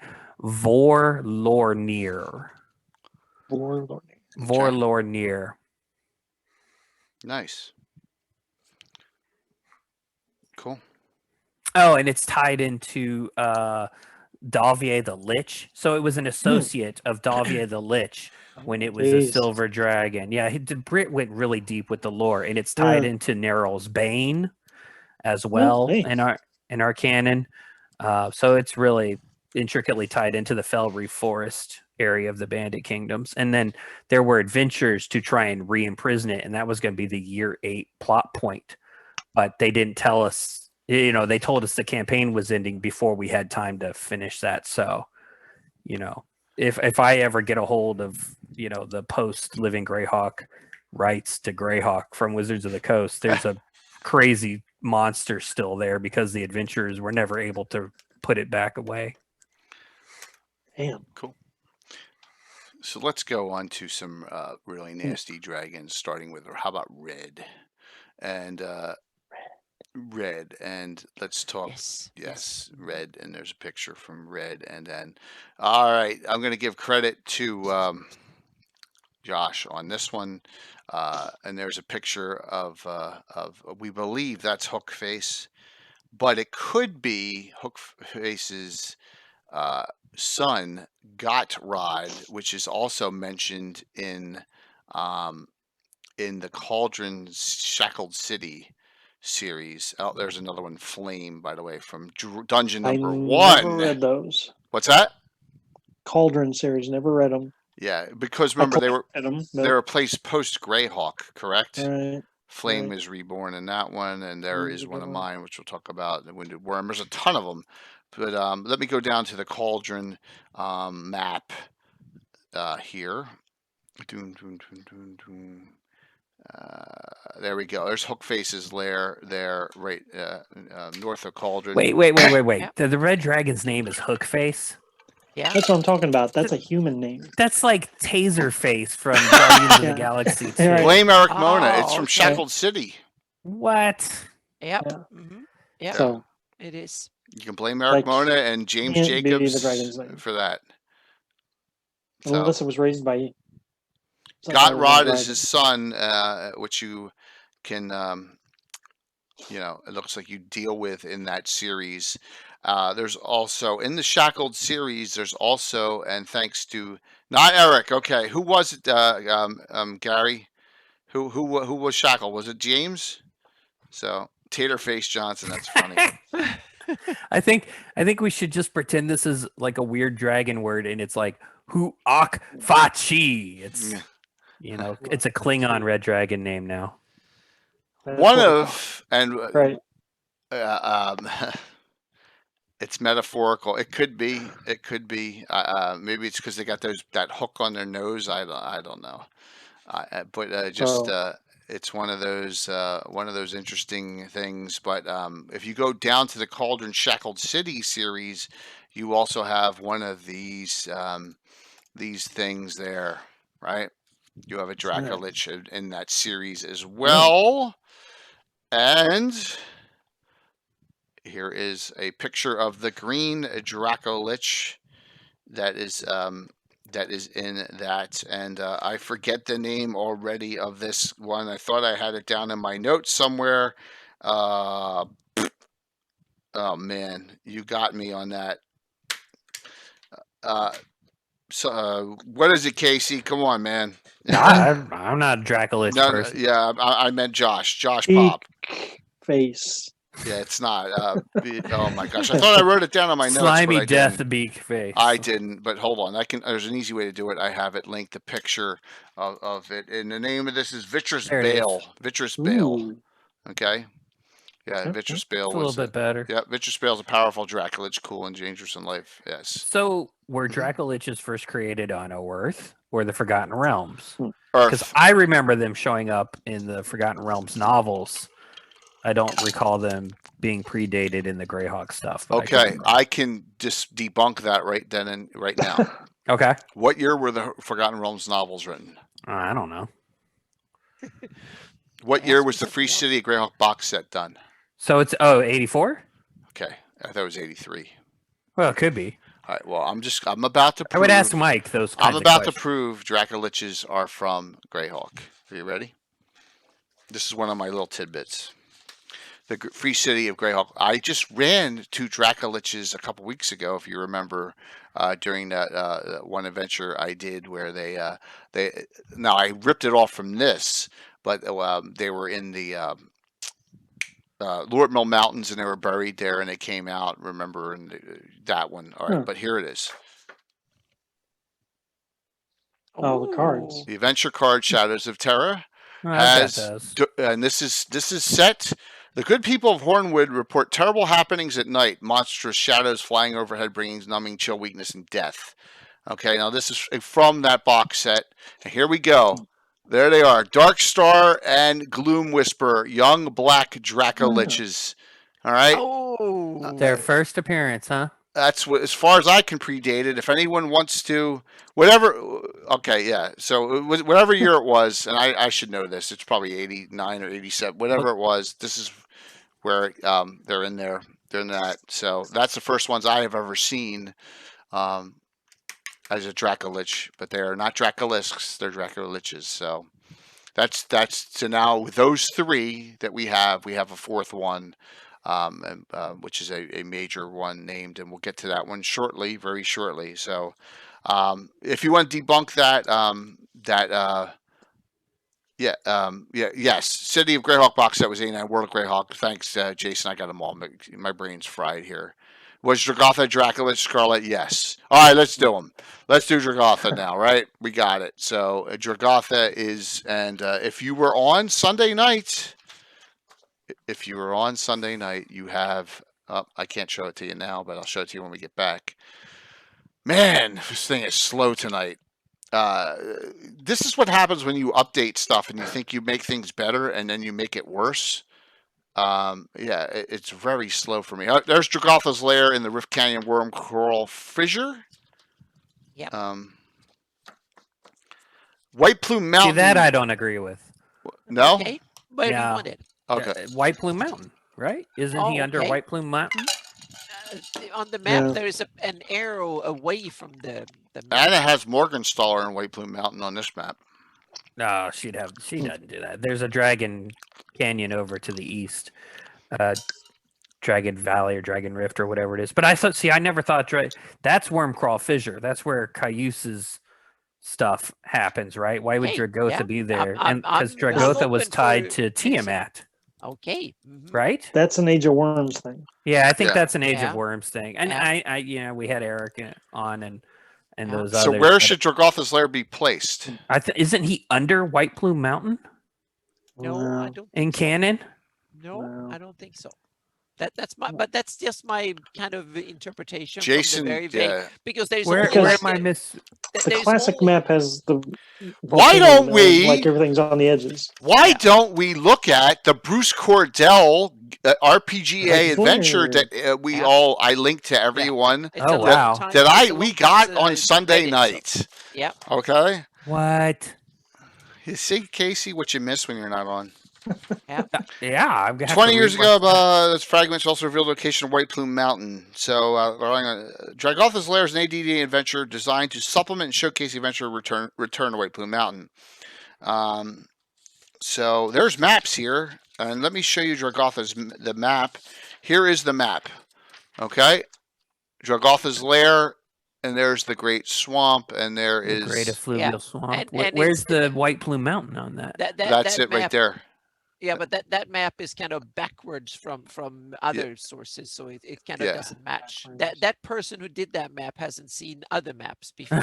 Right. Okay. Oh, we have to trust Anna on that. Yeah, because the swamp is in the opposite. The swamp is north of the mountain in the original White Plume Mountain adventure, not south of it on that map. So Gary thinks Dragotha should be moved to the Howling Hills, tying him in Cayude.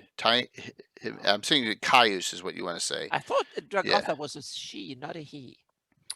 I think Dragotha was a consort of Tiamat. Okay. I think that's the backstory. And then grew very powerful. So David Leonard says in 318 CY, the company of 7 disturbed the lair of Dragotha while seeking out the lost citadel of Verrythrax. That's not interesting because that is south of the Rift Canyon. I think that's Gary's Oworth journal. Yeah, so because Verrythrax is lots of sources of where you can put it. So, maybe Dragotha just has more than one layer. That's what I think. This is coming down to. Now, according to Jason, that map is White Plume Mountain is southeast of the map I showed. So, all right. Well, we can get this updated. We should have a Greyhawk talk with everyone and determine an official spot that everyone agrees on. How's that sound at some point? It sounds impossible to me, but we never agree. That's the problem. No, but that's a good thing. And this can just emphasize the problem. It depends on what sources you want to include and how you interpret maps. Like the one in perfect example is the Dragotha's Lair map. A lot of people will say, "Oh, it's in the adventure, so it must be canon." And I will be like, no, because that person who drew that map had not seen a lot of other maps that were drawn previously for some reason, because or kind of screwed it up on purpose. I don't know. It actually says to White Plume Mountain is almost due south here. There's the arrow. It says to White Plume Mountain right there. Oh, so, okay. Yeah. Okay. So then yeah. So there we go. So can you pull up Anna's map of that area so that I can figure out what you're talking about? I can pull up as much of it as only that it's a snippet here. So we'll go back to that and take a look. This is pretty interesting. That there it is. Okay, you can't pan. No, I can't. It's a snip out, It's a snip out. right? Because in Living Greyhawk, we had stuff in the Wormcrawl Fissure that was A, related to Cayuse, but B, was related to Illithids and Mind Flayers. Yeah. And since Dragotha's not related to Yeah. Cayuse, I don't think he would live there. Plus, we would have gotten to use him. Or I would have cheated and used him in later years of the campaign, whether they wanted me to or not. And far to the east is Morgenstaller, who is aware of Dragotha and is terrified of him. Okay. It's the only thing Morgenstaller's scared of. Yeah. Having played Age of Worms, I can tell you that you would. Brazimal also moves into the Rift Canyon, and there's like 3 other dragons that also tag along with him. Well, it makes sense. Is the depth of it? It's perfect. Realize a that bunch of the dragons. Jay, Sure. the maps you're showing are from my campaign map. So it's not the So that also So that means I moved things around a bit. So yeah. So. I got lazy and I didn't re-snip stuff. Okay, guys, sue me. All right. It's like not printing 3D water, Jay. Come on. Yeah. That's coming. So that just explains some of the with the new sponsor that's coming. He's got rivers that are that are water. So suck it. I'm sorry. Well, while we're in this rift area, let me just spin real quick on Morgenstaller. Yes, I want to hear everything. Do you want the map for Morgenstaller so you can say it's in the wrong spot? Yeah, no, go. Yeah, do you have it? Yeah, do you have of course I do. It's on my campaign map. Yeah. So it's which I really appreciate in it. Now, I did not create it? Morgenstaller. Who Let did? me just say that. A gentleman named Keith Simcox, who wrote a Look at large. that. It's on White Poo Mountain. No, that's not where he goes. Anna moved him. Yeah, I wanted to move him from my campaign, but now I might want to move him again because it's what. Well, he can go wherever you want, Anna. I'm not going to argue. No. But the cool thing is, I might want to move him now from what you're telling. So yeah. So over to the east is like Dragon Rift, and that is near the old Artansame fiefdom where the Geller was. Yeah. But anyway, Morgenstaller is a mature adult red dragon who has class levels in Pathfinder because that's the kind of guy I am. And we needed a big bad monster. So Keith, this was before my time as Triad. They put a red dragon who was very much a mercenary and was being hired by Iusians to do stuff in the Rift Canyon. And he was only like a CR 13 or so dragon at the time because the mod only went up to APL 10. So people could fight him pretty successfully. I got a hold of him and I said, no, we're going to have this really awesome red dragon. So I aged him up and I gave him levels. And now he's a CR 21 in 3.5. He's like CR 19 in Pathfinder. And I just linked my blog posts about him where I give his stats in various editions and things like that. But Morgenstaller is a red dragon who's very proud and is known for polymorphing and having intimate relations with a wide variety of species. With humanoid PCs, it is consensual because he prides himself on being able to seduce. It's just a ego thing for him. And so he has a bunch of half red dragon offspring running around the Banded Kingdoms. And we threw these at players like crazy people during Living Greyhawk because they're fun. They have a lot of abilities. They do a lot of damage. They're immune to fire. They breathe fire. So real quick, the list of Morgenstaller's half red dragon offspring. Whoa. Ankeg, Beholder, Boulette, Delver, Drow, Gauth, Lilitu, that's a demon. Marilith, another demon. Sheep, Blue Slod, that's my favorite. So there's a flying purple people eater in the Bandit Kingdoms. Sturge, Succubus, Troll, and Umberhulk. And I got to tell you, the half red dragon Umberhulk is awesome. Yeah. That's disturbing.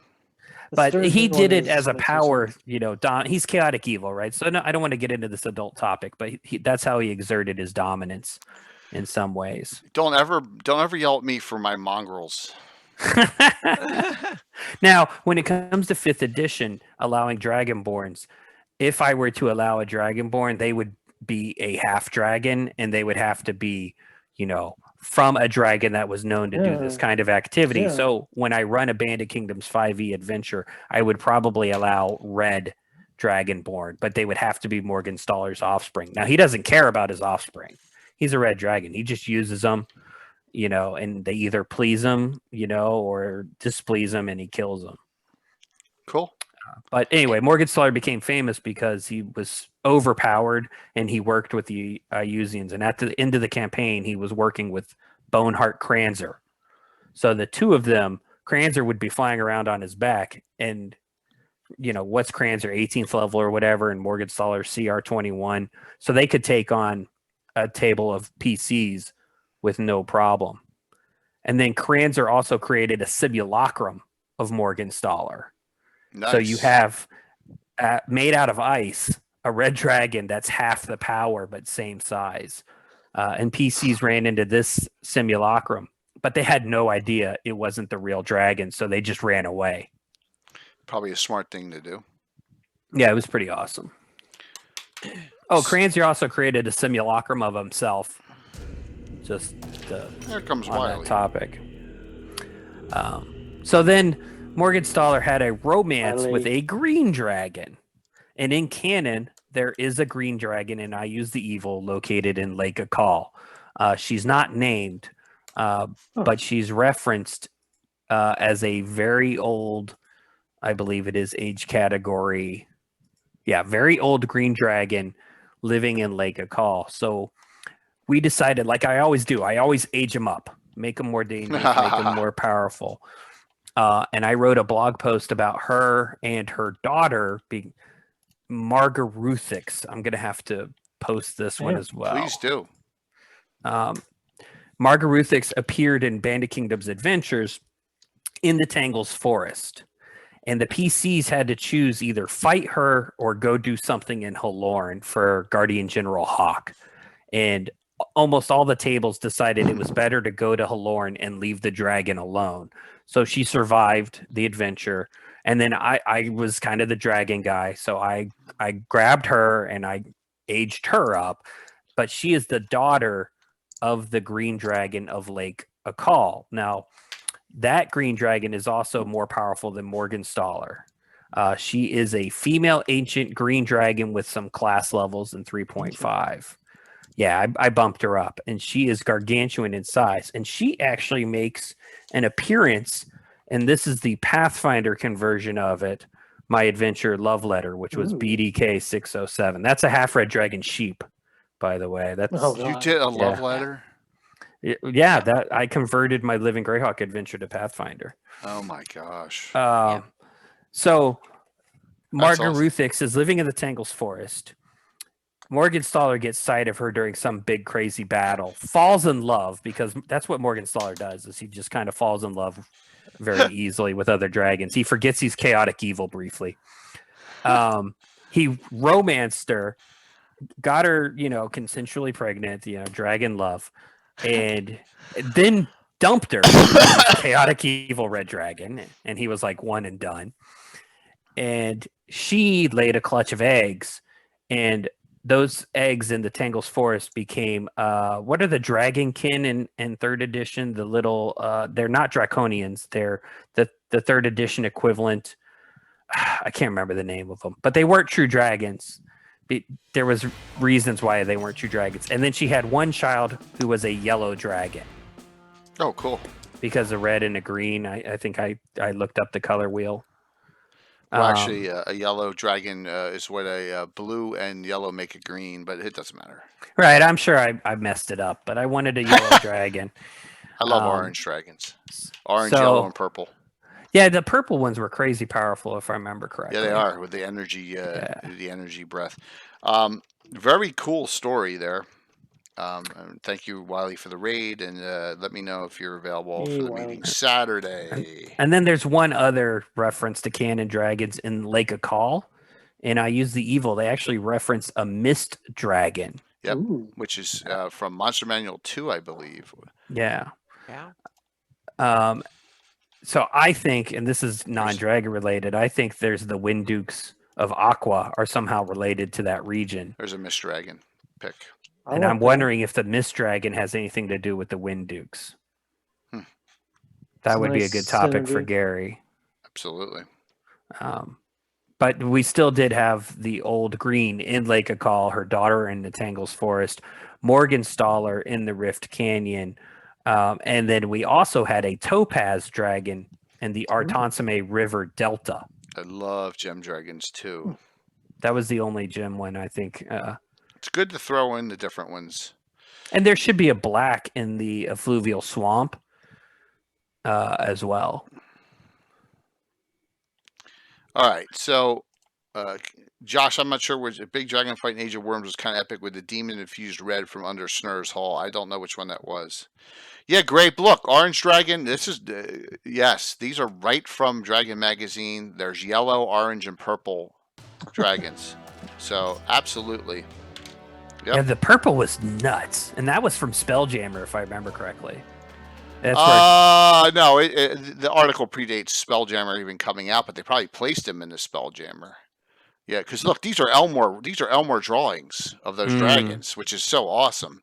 So Canadian, once again, thank you for the gift sub. Really appreciate it. Keeping it rolling here. All right, so reds and whites, real quick. If you go back this far, when we had 200 followers roughly, and that was it. So Anna played. This is the first time you played with us, though, Anna, wasn't it? I think so. Yeah. So when we did, and Gary linked the Orbs of Dragonkind, we had a adventure where the final battle was against Emrakul the Chaotic, and in these ruins. I'm gonna play here. Show you the map real quick because it's on Anna's map. William Simpson's 19 article, Dragoth is excellent. Cool. There it is, the ancient site you see, which is northeast of Diamond Lake. That's where the fight took place. Emrakul the Chaotic. There was 2 dragons in stasis buried there. One was a fire dragon called Zazerth, Lord of Fire. That is, and you can see Bill's come a long, long way in his crafting and painting skills. These are the old Pathfinder ones, but they're still cool. Wow. Yeah, and that's Zazerth, Lord of Fire. And another color we have not even talked about is White Dragon, and that was like a white ice color, and that was Glaciadrin was the other dragon. It was in that fight. For that was our 2019 fundraiser where we raised like $1,006, as it was just 3. We had just 3 channels that year, so we've come a long way in the fundraisers. But cool that we had those characters, and that's the one where you played Mariel, Anna, correct? Yes. Absolutely. All right, let's since we got about a half hour, let's round table it. Anna, you got a dragon you want to talk about? I added one a black dragon in that I used in oh, hang on a second, in my Devon campaign. So let me just pop over there near Black Splinter that I called Ratukesh, and she was a kind of a well, not too old black dragon female, and she was what's her name? Ratukesh. I have that. I have that on the map. On the map. Yep. Here we go. On my campaign map. Yep. So let's go to Ratukesh. Yeah. So I used her as the Prince Ferdinand's kind of gatekeeper, and it's a swamp around there, so it's a splinter march. So she lives in there. And I used her several times for some really cool encounters in my Devon campaign. And she was kind of a side villain. Ratukesh, there you go. Yeah. Yep. Dark Spike. Yep. So she lives north of Black Splinter Castle so that one I invented for my Devon campaign. I realized that the vampire needs someone to guard his backyard, so to speak. So and they kind of they like each other because they kind of drawn to some of the same things and they not compete too much. So I put that in the backyard. That's one of the dragons that was a lot of fun in the campaign. And black dragons are cool because they foul water and they can stay underwater and swamp. So if you have a swamp adventures, and I ran this using Pathfinder 1 rules, so it was black dragons were fairly powerful and had some cool survival things, and they can attack underwater and stuff, and they fouled water and they can use features like that. Cool. And It's great that it's on the map too. Well, it's on Your not map. on the public map. I think it's only on. Hang on a second. I need to double check. Yep, I need to double check. In the Rel Devon area. Full. It may be on the 591, but not the 578 or 575 map. No, I don't think it's on either of them. It's one of my campaign stuff, so it's not on any of them. So yeah. All right, so there's a little bit of a discussion going on in chat that I want to address, and that is you have Ahi and Rahab, right? Which is the article on the Grey and Steel Dragon. They came from the same egg, supposedly. My theory on this, everyone, and I could be wrong, is that the Greyhawk Dragon was taken, because they're unique individuals, from that idea, and that's where they got the idea, because that's the color, the kind of that steel gray color. I could be wrong. Who knows? Greyhawk Dragons could just happen to be that color. Thank you, Jason. That's my theory on it, and that's why they're called steel. They may not specifically be steel, but they may. So let's talk about Greyhawk Dragons, which is so unique to Greyhawk. We haven't even talked about them yet. You know what I mean? Just how we could not, go this far in the discussion. And here, I'm going to show you. This is Ahi. That's the steel dragon picture, Ahi, right? And then Rahab is bad, and that's the gray dragon picture of Rahab. Okay, both of those. Now, I know of two that are named. I guarantee you there's more, and I'm missing them. All right. So the first one I know, and this is from the Monstrous Manual Compendium 2 picture of the Greyhawk Dragon, the one that Mike got to meet during the adventure he played with his buddy, right? Scott Casper, Estrella Shanfarel. And Estrella is the royal diva of the royal, the diva of the Royal Opera House. And she is there, and she's been there forever, and kind of plays along. And that is one, and really cool that she's in the Free City Greyhawk box set. Okay, very cool character. The second one I know about, and I don't know why the picture's not up here. Did I put it in the back? Miserab. I may have forgotten to put it in there. Let me insert it real quick. How could I have done that? You know. Here we go. This one's from the Falcon series, Mizab Zalen. Okay? And so this one is fighting against the Falcon, is one of the ones that originally banishes her, and he kind of acts as a merchant, a wandering merchant type, and he's actually lawful neutral. He's not of good alignment like Australia. I think Australia's kind of good. But there you go. And those are the two. Mizab male or female? Male, I believe. Yeah, look at the picture. I'm almost positive it was male. Yeah. So those are the ones that I know of that are Greyhawk Dragons that are named specifically somewhere in references. There may be others. Yes. Aren't there 3 in the Free City that aren't those 2? No, Estrella is one of the 3. Oh, okay. In the Free City, but I don't think they named the other 2. And you can assume Mizab is one of those as well. And I don't think the third one's named, if I'm wrong. So Grey Steel Dragons, no. Yes and no, Canadian Patrick. Grey and Steel Dragons are from a Dragon magazine article way back. It's probably in Best of the Dragon Volume 3 as well. Or 2, I forget which one, if someone could correct me on that. Koblox, Greyhawk Dragon, one of the 3 rumored, but I don't think he's mentioned anywhere in stats. Would they be called Greyhawk Dragons because they're from the domain of Greyhawk or from the World of Greyhawk setting? Because they're from the World of Greyhawk setting. Okay. Really? I thought the impression I got was because they were native to the Free City of Greyhawk. No, not necessarily. They can live anywhere. They should be able to live anywhere, but that's what I thought was the early authors. Shemley. Oh, there's the third. Oh my God, Nagoya Joe, you're absolutely correct. How could I forget Hutton the Mask? Hutton the Mask is the companion of Theodane, the wizard in the Circle of 8, and sometimes impersonates Theodane and gets in trouble doing that. Thank you, Shemley is from the Stark Mounds, and Shemley is who drove Volt into the Bright Desert. Okay. Yay. So there you go. So there are other ones. And say thank you, Nagoya. I like you so that very much. Dragons shouldn't just you show up and slay them. If you're really powerful and they're really powerful, they have to flee, right? Dragons want to live; they don't want to die. Right. Yeah. I just don't like the idea of them. Shemley had help though, because Volt is a worm. Nagoya Joe just put that down the story. with powerful band of powerful Yeah, there warriors you in go. 465. Yeah. Thank you so very much for that It took link. a group to drive him out. Yeah. Where's that from? What reference is that from? Rary the Nagoya? Trader. Rary the Trader. Is maybe? it discussed in that? Please tell us the reference if you can. Shumley still lives and continues to this day. It's a gray particle article, it looks like. So, very cool. Well, that's Right. a wiki. Yes, yeah, Okay. it's Rary the Trader. It's Rary the Trader. There you Oh, go. great. So, and Yeah. then Puppet Dad mentions Greyhawk Adventures, the hardback, implies there are Greyhawk Dragons in most major cities. Right. That's actually what That makes inspired me to put one in the city of Rookroost during Living Greyhawk. I- But no one knows it. It's unofficial. It's my little Now Easter we egg do. for Living Yeah. Greyhawk. We do That- now.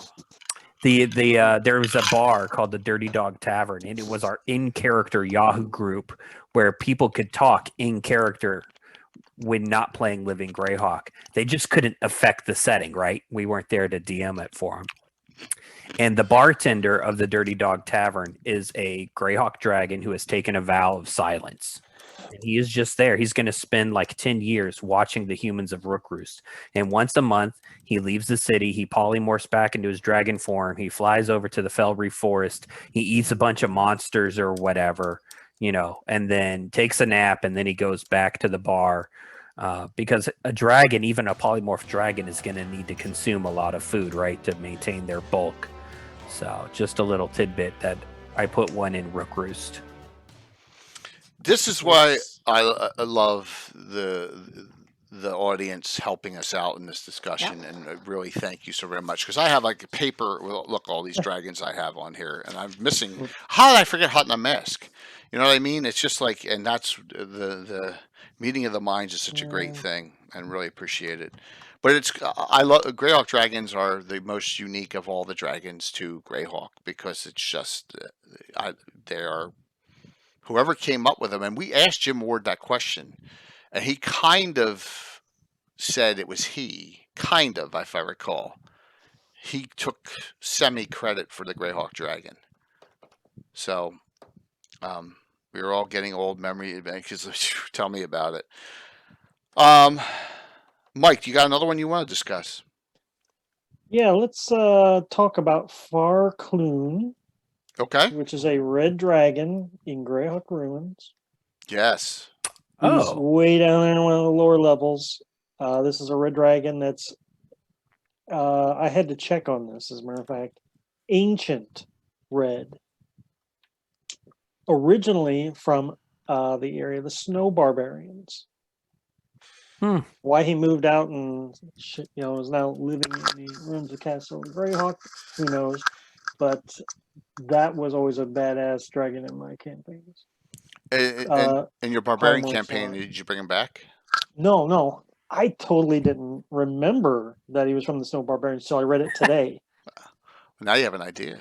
So was Ancient the 88 hit point red dragon back in AD&D? Never was for me. Now you gave him more hit points, right? Double or triple, depending on my mood. Yeah.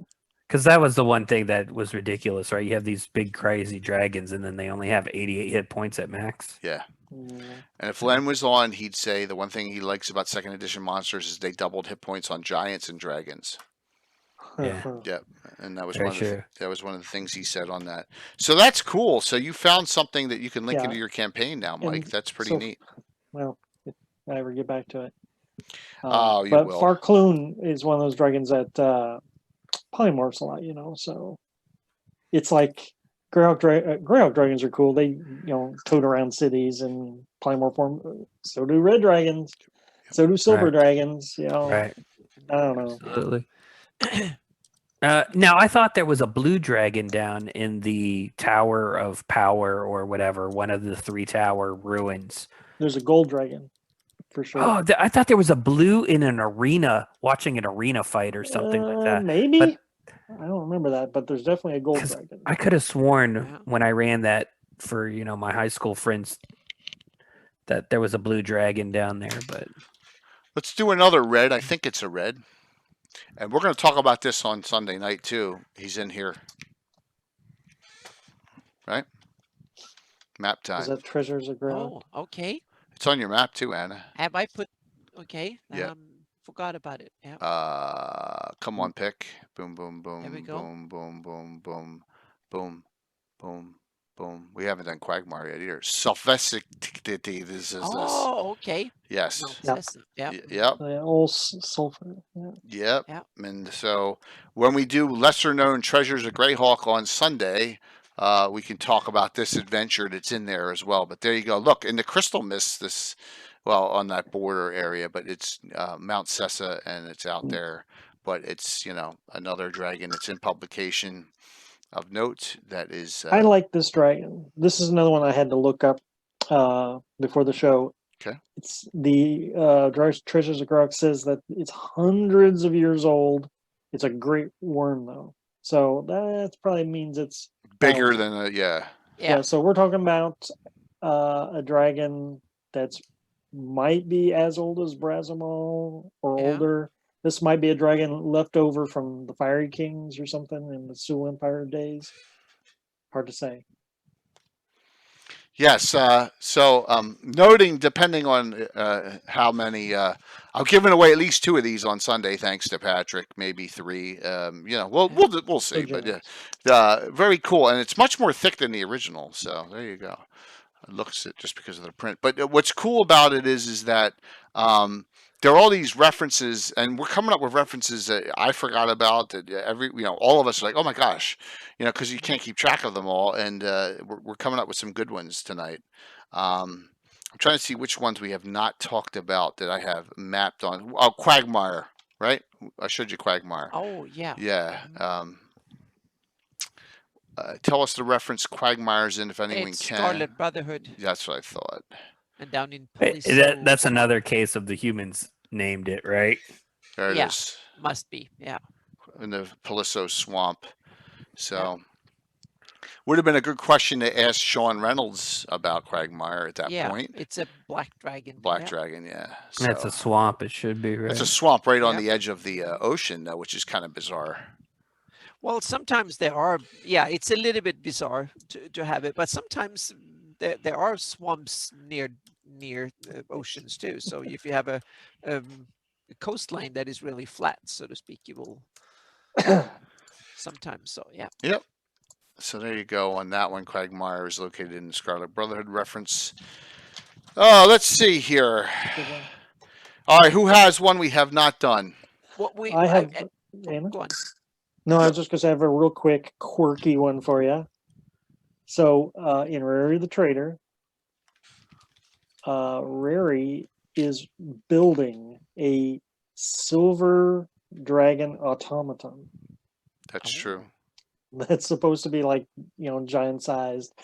I always remember that because back when I was reading, I was thinking, I wonder, wouldn't it be cool if like Roblar gets killed and then Rary could take his soul and put it into this dragon or something. I was always cooking up a wild idea because in the module it's unfinished.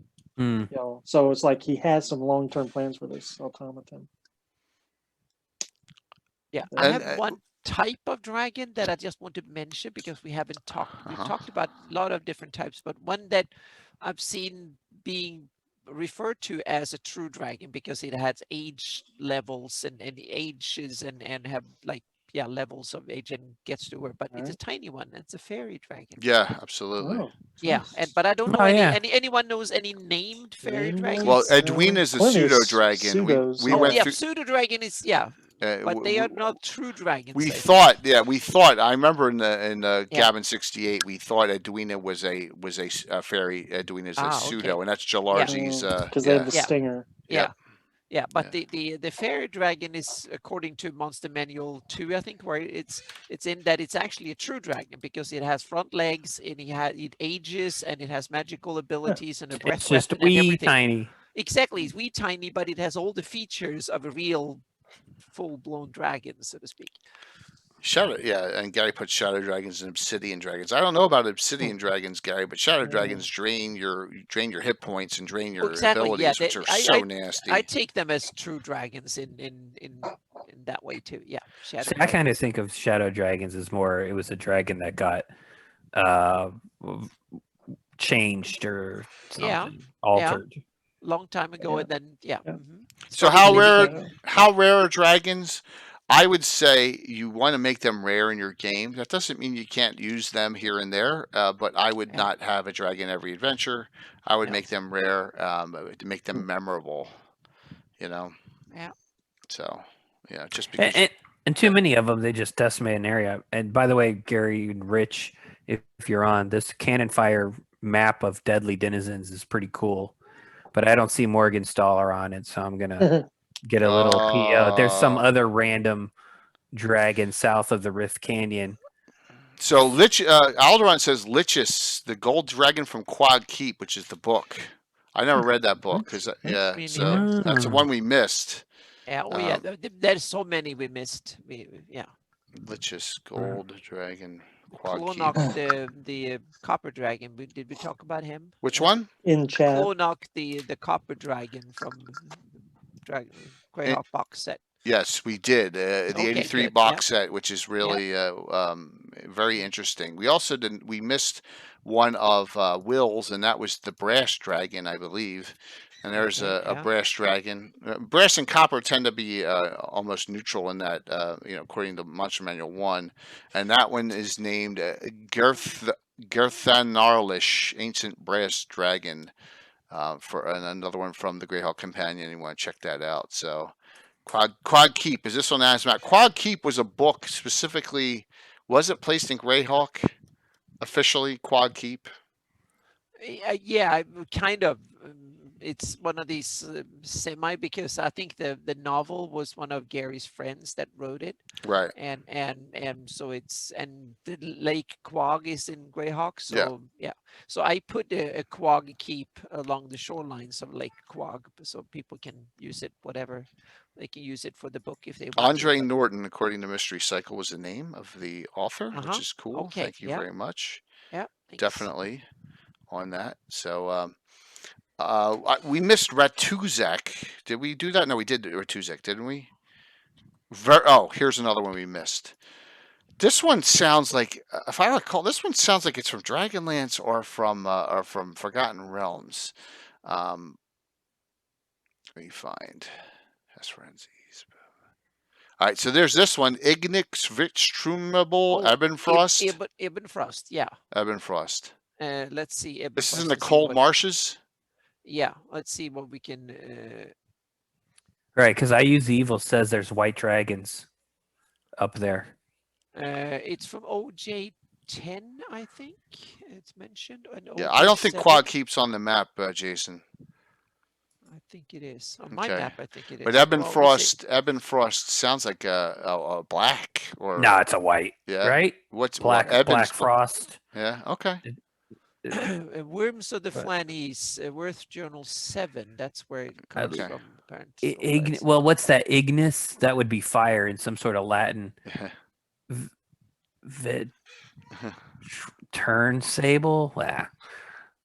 But I Use the Evil specifically says there's a bunch of white dragons in the cold marshes. Worms of the Flannies by Eric L. Boyd. That's the article. All right.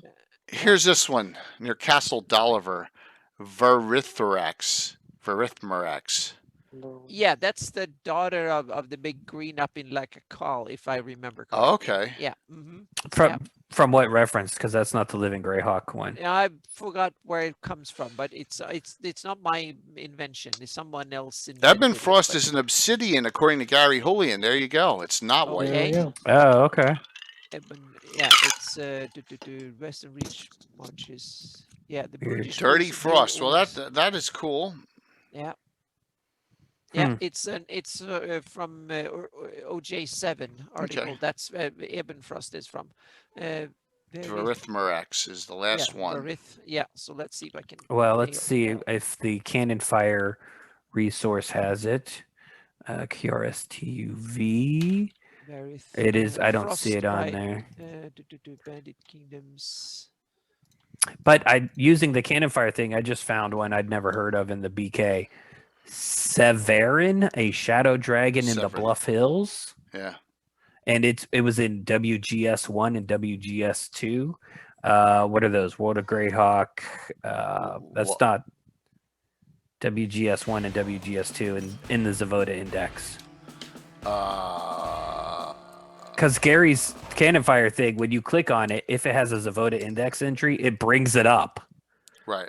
Is super cool. Welcome to the 21st century.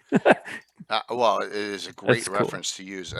Another one that Gary puts is Amatharin, the Great Worm of the Dreadwood, which I did not know that there was a dragon in the Dreadwood on the border. But my guess is that's from Gary's article of Keeland. Is that correct, Gary?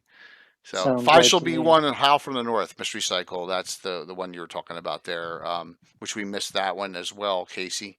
That's WGS 1 and 2. That makes sense. That's the barbarian ones. This little steel dragon is driving me nuts right now. Stella, say hi to everyone, and then she needs dinner. Yep, very cool. What about Falx? Yeah, Toadzar, we talked about Falx, and Falx is from the Egg of the Phoenix, and probably setting neutral because it was a tournament, RPGA tournament module. But Falx is definitely one you can place somewhere right in Greyhawk, anywhere you want, really. I think, like I said, I placed it mine in Furundi. So, yeah, absolutely. But no specific placement for Falx in Greyhawk with that adventure. So last time around, anyone on the board here have one they have not discussed? I already discussed them, but I just wanted to throw this up real quick. If anyone's Pathfinder 1E out there in the audience, I give Morgan Stoller's stats. I'm plugging a new book. There you go. My mod, Blue Scales, Red Secrets, which was and here's an image of them done up for me by James Shields, the artist, which I thought was pretty awesome. It was the Living Greyhawk adventure, and then I stripped the serial numbers off of it and republished it as Pathfinder. Which you can do legally. So Blue Scales, Red Secrets if you have Pathfinder campaign and need some dragon stat blocks. I can't think of any others though that I've gone through covered so many. I've gone through the ones in my campaign. It looks like every single one on my list we have covered, which is good. I have some written down I never heard before of, and that is always a good thing. A couple from Anna's campaign, 3 from Will, which are brand new. I'll knock some out for you then. Yeah. Okay. So Mafrostex is an amethyst dragon in Slavers. Amethyst. I missed that one. Where is it in Slavers? Pomars, Central Pomars. Wow. Yeah. So are the Gemstone Dragons, their scales are just like the color of topaz or whatever, or are they embedded with gems? What does all that? The colors. Right? They're not actually gems. They're kind of reflective too, a little bit. I always thought, and they're neutrally aligned dragons. Because I remember as a kid thinking, there's a gap. Where are the neutral dragons? So I created like brown dragons and probably yellow dragons and things like that when I was a 10-year-old. And then, I never sent these things off to Dragon Magazine because I didn't know any better. And then boom, they did eventually publish some neutral dragons. And I think those are the gemstones, right? They're neutral. Yeah, absolutely. That's why we put the topaz in the Artansame Delta. Because it was neutral. It wouldn't mess with anyone. So that's 2. So you have a gem, and then an amethyst gem is in the Slavers reference by Sean Reynolds. I got another good question that would have been. All the color highlights are subtle. Yeah, I agree, Gary. You're probably right. But it's kind of cool, though, to have those differences. And Canadian asked, what about cloud dragons? I don't think I've any named the ones, but we know there's a mist dragon in the Ayu's realm, which is pretty interesting. Like a call. Yeah. And I think there are mist dragons near Tenser's Castle or something like that. Yeah. And there's also some islands. You have the islands, off the Amidio. Isles. Yeah. So in the Against the Giants series, when you get to what is it, G3, the Fire Giants? Are the Fire Giants, do they have any red dragon pets or allies? Do the Frost Giants have any white dragon pets or allies? Oh yeah, there's white dragon in G2. Yeah. I don't think it was named though. Yeah. But are there any red dragons in G3? Because Don't think so. totally give King Snur, right? Isn't it Iron Belly? There is a Give him a red dragon. yeah. You have Brassamal, and then you have white and red dragons in G3. Yeah. There is a red dragon okay. in G3? Yeah. Really? That's been so Brassamal long. is mentioned according to the list here. Oh my Fire gosh. list He of moves dragons. He's in G3. I'm sorry. Yeah. It's been a while. Yeah. I know there's a white in G2. Exactly. Yeah. There's both in G2 and G3. There's 2 white dragons apparently. Yeah, they're mated pair. And then but Near I'm them just reading off spellcasting. the dragons of the Greyhawk list from Cannonfire. Cool. And according to that one is G3, Holo the Fire Giant King, level 3, Brassamal the Bright. Yeah. Well, thank you very much. It But shows you my so brain it's is not my fried. source. So, yeah. Did you mention? Didn't Rary have 2 green dragons he subdued, and Okay, hence I'm that's why looking there's the now. green dragon in the free city of Greyhawk that he owned? Am I getting that canon right, Greyhawk? Greyhawk, Mike, that's your area, isn't it? No, I mean, I Right, thought that was Robolar. Thank you. It was Lord Robolar, Yeah. not Rary. His shield is Of course. His shield is a green dragon. Gotcha. Yeah. So he had 2 of them, right? He subdued. But I don't these- know the names. That's Yeah. not my thing. Yeah, I found a fairy dragon on the list here of dragons. Tumbut, a fairy dragon in the box set of the Greyhawk box set apparently. Well done. Yep. Damn. Yeah. I don't remember. I mean, Me neither, but it's just gotta on be the in there. list here. So I'll see if I can search for Tumbut and see if I get it. So Wu Tang says that in UK4 when a star falls, there's red dragons in it, which I believe him 100%. It's been so long since I ran that one, but that's a great one. And then Rubble Over the Green Dragons is another great one. I Another- don't really get that reference. I don't get any other reference. Only the Coming list back to from the- Cannonfire list. Sorry. Fairy pseudo dragon topic. So we all know Edwina, Pseudo. right? Jalarzi. It's familiar. In my research, I found that there is a pseudo dragon in 5 Shall Be One, Okay. Cool. Eldris, who Hmm. belongs to a elven mage who gets killed, and He's still he's alive? just looking for. The mage is dead. Right, the The dragon. dragon's looking for a new. Oh, cool. And 5 shall be 1, huh? Yep. Oh, wow. There's a pseudo dragon in Ghosts of Saltmarsh. Spoiler alert, if you're playing Ghosts of Saltmarsh, there's some lizard folk, in the adventure. I think that's pretty obvious. And they have a pet pseudo dragon in one of the encounter areas. But I can't recall if that pseudo dragon is actually referenced in U1. Yeah, it is. It is. Okay. Yeah, I remember. Yeah. And Absolutely. in Ghosts of Saltmarsh, they expect the PCs to befriend the pseudo dragon and it to become like one of their familiars or something. Right. And I'm like, no, the pseudo dragon has lizard folk. What don't Yeah. make it. And it's just a 5e saying, let's make everything super easy for the PCs to be really cool. You're bashing know. 5e. I know, and I play it, but sometimes Right. it just does things a little too easy. Okay. But I mean, the pseudo dragon has friends. Why is it just going to dump its friends for the PCs? I agree. So we got some big announcements tonight. If you weren't on the show at the very beginning, which is cool, but hopefully we got through a lot of dragons Yep. tonight. We really cranked out some dragons. Didn't even Yeah. touch dragon turtles. Yes, because I don't know if they're. I wouldn't count them as dragons, really. You know, Yeah, that's I think I agree. They're their own species. They're Yeah. just big, mean, nasty, snapping turtles. yeah. Yeah. Yeah, so we talked about that Prometheus, how the Panlung disappears. We talked about that earlier. It killed off permanently Tim's dad's character, Walt Gaither II, in my campaign. We got on that one early, and it disappears and goes to Saltmarsh because it's really nasty. It's Koblox Dragon, mayor of the city of Well, Iron Gate. Lou, we'll never know until someone can call him out. Something that's dangerous enough to Iron Gate that will force Cobb's hand to come Yeah. out of polymorph or whatever. Yeah. Or if he runs and hides, then we'll know he was nothing. Good question. Yep, we do not Yeah. know that. Yeah. I bet you we should have asked Dennis Tetra what he thinks. Yeah. Malden. We should ask Malden what he thinks It's about his that. yeah. backyard, so to Well, speak, or his Yeah. sphere of Yeah. interest. So yeah. Yeah, and Prometheus 2128, we did talk about the Oriental Dragon there in U2 and how they stripped it from Ghosts of Saltmarsh. Well, there's probably, they probably didn't want to have to put up stats for it, or just said it didn't make sense there. I like Maybe. it there. I like it a little Yeah. difference. You got to change things up. You really do. And that's a surprise. Like, what do I do against this thing? And then it blasts you. And especially if you do double hit points on dragons like I do in old school.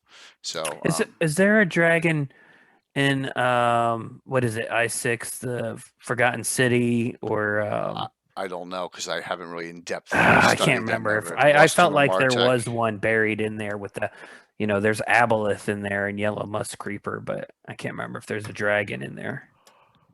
Ooh, excuse me. Okay, so as we are approaching that 2-hour mark here, and I know shoutouts may take a little bit. Wow. And we're going to raid into Will tonight, because Will really participated in this by bringing in some new dragons for us, and check out his site as well, the Greyhound Companion, just to see discussions on those dragons. I think 2 of them are in this month, and 1 is in the month of October, if I recall correctly. So just if you can find that. So Mike, what's going on in your world, man? Well, I recently posted a map for my Ice Barbarian campaign on Greyhawkery. Go over there and check that out. It's kind of rough looking, but it's got a lot of unique stuff that I created for this area. Mm-hmm. Otherwise, I'm running low on Ring of 5 questionnaire entries. I haven't done So one. if I should. you want to do You one, should. Email me. Yeah, they're great fun to read. To the end of the year on that. Otherwise, I think that's it. Very cool. Anna, you're busy right now, aren't you? Yeah, I'm super busy, but not with Greyhawk, unfortunately. So this week it's Midgard week in Map HQ. So it's Kobold Press keeping me super busy this week. They have a bunch of things coming up, and I need to wrap up my part before it goes live, so to speak. So there's rumors of a new Southlands Kickstarter coming in on Friday, I think it is. I saw rumors on the newsletter, so that's probably all I can say. So there is a whole bunch of stuff I need to wrap up this week. So that's why everything else has kind of fallen wayside a little bit. I do a lot of renderings though. I have my other computer out in the living room. My 3D computer is rendering stuff constantly, so I have a whole bunch of things to work on next week when I get back to Greyhawk again. Nice. Yep. Hey, but you have deadlines, and that's understandable. Oh yeah, sometimes you have deadlines. So yep. Nothing wrong with that. Absolutely. Nope. So that's the So that's the that's what happens this week. Well, thank you. That was short for you. Yeah, it was very short. We have a guest that kind of ties into this a little bit too. You mentioned we have Wolfgang Bauer coming up. So we're not sure the date yet, but Wolfgang will either be right now the I think the 22nd of November or December 6th. Yeah. So on a Gabin, so we'll have. Yeah. So I sent you an email. So I think November 22nd is. Oh, okay. He's confirmed. All right. So yeah, I sent you a copy of the email, so you're in on. Oh, okay, great. And I'll do up a banner for that for the next Gabin this week. I just have to verify, so I'm saying the right thing here. So, awesome. Casey, what's up with you, man?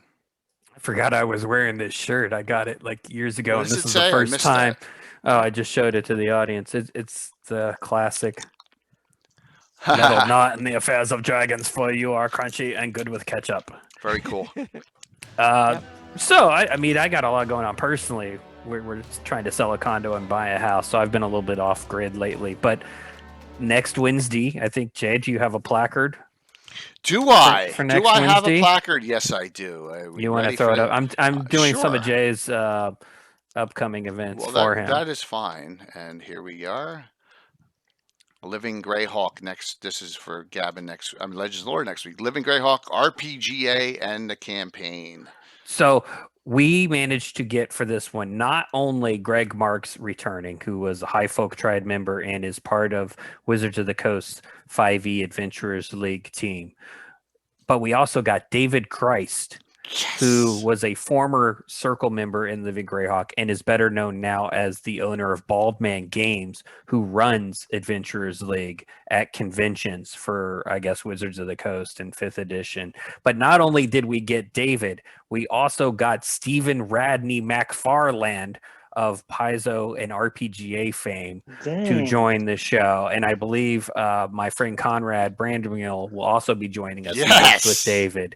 Wow. And so all these people, Stephen or Stefan, I'm actually not sure how he pronounces it. So I apologize. Okay. Yeah, I think it's Stephen. Yeah.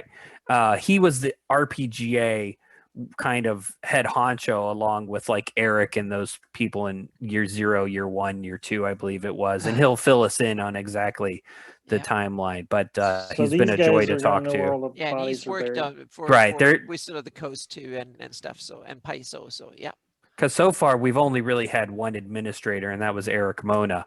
Everyone else has either been a Triad member or Circle member. So this will be a really deep dive into how the campaign came to be, how regions got assigned, what lessons did they learn from Living City, or what did they not learn from Living City? What have they taken on to 5th edition Adventurers League? And I suspect Stephen will also be able to talk about, say, Pathfinder Society, right? Because he was at Paizo for many, many years with Eric and Jason, if I understand correctly, before he's also now doing something else. And Anna probably knows a lot more about that than I do, what these people are doing in the industry. But a little bit, yeah. And then, sorry. So that'll be a great show. And then we've got the Joff team coming back. The Barrier Geeks coming back, and we have almost all of them confirmed. And this will be a Saturday night special, 6 p.m. We will start in Saturday, November 21st. And I guarantee it will be something it'll be a little bit more not as serious, because it'll be me being a fool DMing, but I'm going to go for it. I think it'll be fun, and just hopefully everyone enjoys it. So I'm sure we will. We're looking forward to it. I just need Rob and David to confirm. Everyone else has confirmed. I've gotten permission, or I've cleared my calendar rather, because we've been very busy. And I'm taking this so seriously. As you all know, for the Cannon Fodder group, I mailed Jay a mini for Garn that I've had for 20 years. So for my character in this group, the Barrier Geeks, Yisak Winorb, I wonder how I came up with that name. I decided to use my Kickstarter color backing for Hero Forge, the website that 3D prints custom minis for you.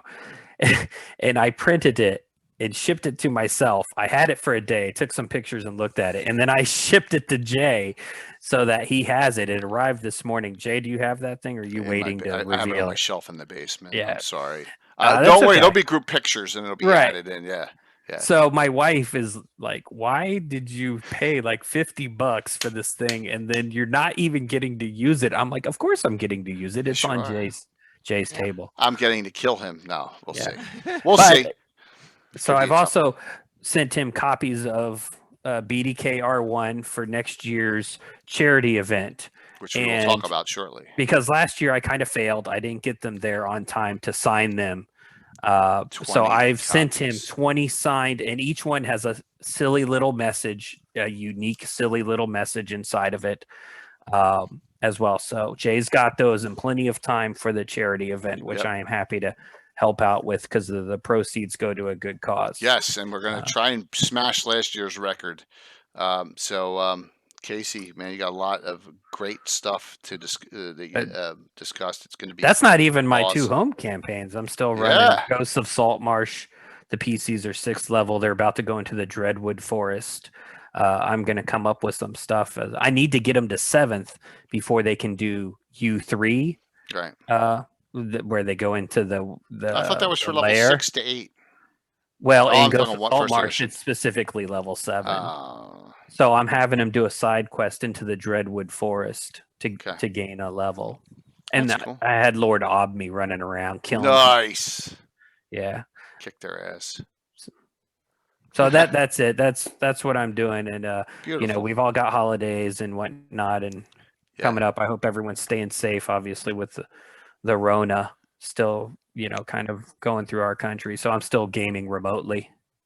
Understood.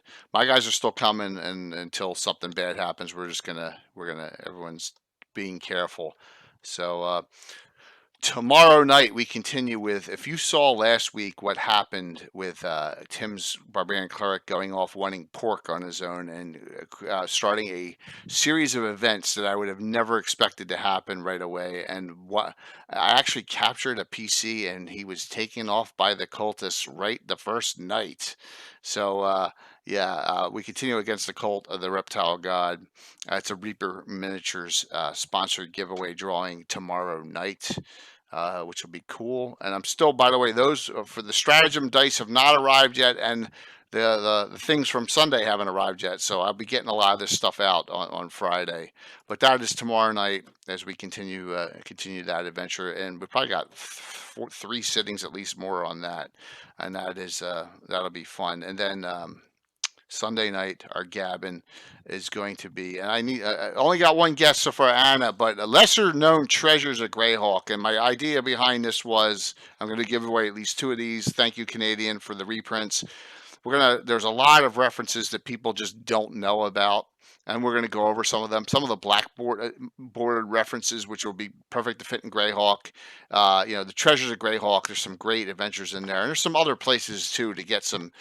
And that's the reprint. This is a reprint. Yep. That looks great. Yeah. Yeah, it's a reprint. Fantastic. Yep, absolutely. So that's the reprint. So we got a couple of those, and we'll have some fun with that, and that'll be on Sunday night. And then the week after that, looks like we're gonna have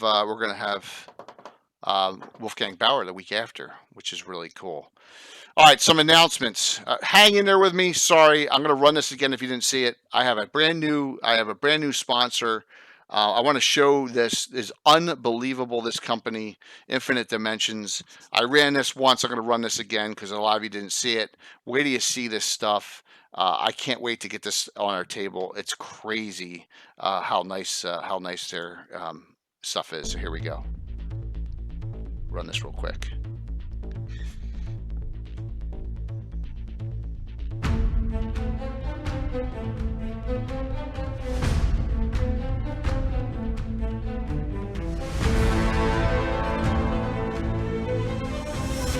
By the way, there's 8 days left of this Kickstarter, so you can still get on this.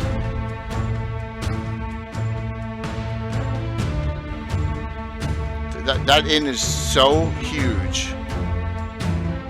It's crazy. Wow. So is there audio playing with this, Jay, that the audience can hear? Yes, absolutely. Okay. I don't want to talk over it too much, but I have a question for you in 3D printing types. Like the price point, once you get the printer, you're buying the stuff, and then you're paying for like these files here. So it seems, pretty comparable to like crafting. A lot. It's print time and then painting it up. So like, look at these bridges here. We have. It's going well. It's going real well. You see, we put more and more stuff. Beautiful. More and more stuff out on our table in 3D. Yeah, I can't wait to get a hold of these. Get a hold of it. Wait till you see the next thing too. I mean, and you can raise that and do it all sorts of. Just that would be great for a combat scene. I can't even imagine it. And then the pit here, I can use this right in Greyhawk. So, yep. That's very cool. Congratulations on the new sponsorship. Yeah, thank you. And the great thing is that both Gamescape and Infinite Dimensions know of each other. They've actually kickstarted each other's Kickstarter programs, and they're okay with both companies sponsoring us. So we have 2. Okay. So that was all worked out, and then just all the other things. Yeah, exactly. Isn't it unbelievable? Look, there are the rivers, Casey. They actually have rivers. So yay! Water. Yeah. And do they have a sewer with water? We'll request it. Tell them they need 3D print water that you could put into Dwarven Forge sewers. See if they'll work with. Well, I imagine once we get more and more of a relationship going, we could do that. I mean, so I know that Retro Gamer Mike Saxon's already done this Kickstarter as well, and we have too. And we're getting the Abbey set up already. We already got the files for it. Bill's going to start printing it shortly. So there you go. That was Infinite Dimensions. What a fantastic company. Now they're out of Toronto, Canada. They're really cool. Lastly, two major. Oh, their prices are Canadian? I'm looking at their Kickstarter. Yeah, the now. 170 is Canadian, so it's about 130 in the US. Yep. Yeah, that's even better. Yeah, absolutely. For us Americans. Okay. Yep. So, well, hey, Nambo, I just got a bunch of Dwarven Forge too, and I'm going to be showing it during the All-Star Game Saturday night. I got some old sets. I got the Cavernous Lake sets, which I got finally after 2 years of looking. Wow. Cyber, I will redeem that tomorrow night. All right, here. So we already know about this. I've talked about this. Two big announcements. All right, so we have Underdark Uprising. It's 24-hour plus, depending on the channels. Wiley, are you still on? Scott, are you on? I don't think Wiley's still on. He may have bolted. Wiley and Sorrow's Tale are going to be added to this list. If everyone confirms, we'll have 9 channels, which is 36 hours. So, yes, that's just for the print files, Great Babe. You have to have a printer like we do, and we have a crafter who paints them up and all that. So, yeah, so those, if some of the channels can knock out, we may go a little less than 36 hours, but it's Underdark Uprising is the idea. It's going to be Saturday the 20th, but it may start on Friday, February 19th because of extra channels. So just note, we're going to get all the time slots worked out in the meeting this Saturday. With that, here's my big announcement. I have been asked by the individuals that are organizing GaryCon, which is now gone completely virtual, okay, because of the COVID, to create a coalition of, kind of like we did with Virtual GreyHawk, Greyhawk channel streamers to provide content for GaryCon. So in this meeting, I'm going to consider this Greyhawk Con Light, maybe, where we'll have a lot of stuff going on. So I will be talking with all the channels. Yes, I will be talking with all the channels that have participated in Virtual GreyHawk, see if they want to participate in GaryCon with me, flagshipping this and get some things rolling for this. I've already submitted 5 events. I have 6 planned. They have to just change a time slot Sunday evening, so they're already in. Yes, so we've got some things rolling with that, and we'll discuss. Yeah, it's so it's going to be awesome. Cannot wait. And that we'll have that meeting on Saturday. So thank you all for a great night tonight. Let's go into Will, because Will was he'll be doing Savage Lands, but that's okay. Nice. Do we have a date for GaryCon? Yes. March 26th, 27th, 28th, and 29th. And they're taking submissions for non-streamed. Oh, sure. Things. Yes, virtually. Yes. Like, I could probably be talked into running the BK tournament a few more times. Well, let's just wait and see after this meeting what we have, and maybe you'll be participating in some stuff too. Okay. I have submitted my Mega Joust event already for the main highlighted game on Saturday nights. 16 participants, so including general signups. We'll let you know. So, oh yeah. Put Garn on the back of a horse, and he'll duct tape a sword to the end of a lance. You're too high level. It's for level 6 through 9. We'll use low level Garn. Well, it's a possibility. So yes, so that's what's going on there.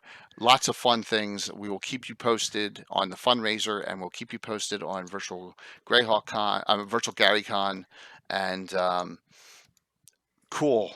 That's very cool. Thank you all. Let me go to an exit screen here, and I'll see you tomorrow night for a continuation of a great adventure that did not go any way I expected. I expected them to, but Tim provides opportunity. When you got to understand. That's the sandbox. Yeah, exactly. You got to jump on the opportunity when you can. All right, I'm gonna set up the raid for Will. And thanks again to all the veterans. Look, Tim's the laughing. Audience. Yeah. Yeah, thank you. For, I was a veteran, but I wasn't a combat veteran. So any of you, especially, or your family members who went out into harm's way, absolutely. thank you. See you all next time. Raiding into Will.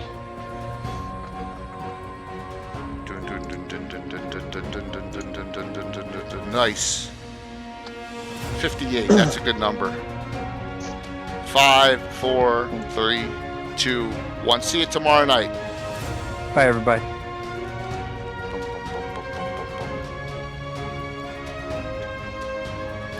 Will had to raid into Will after he, did all that data for this. So look, and he's shutting down. He didn't have enough steam. He's running out of steam, or what do you mean? I thought Will said he was going to quit streaming. No. He's gonna no. I'll tell you in a second here. Oh, okay. Maybe I misunderstood. They all got cowboy hats on. That's funny.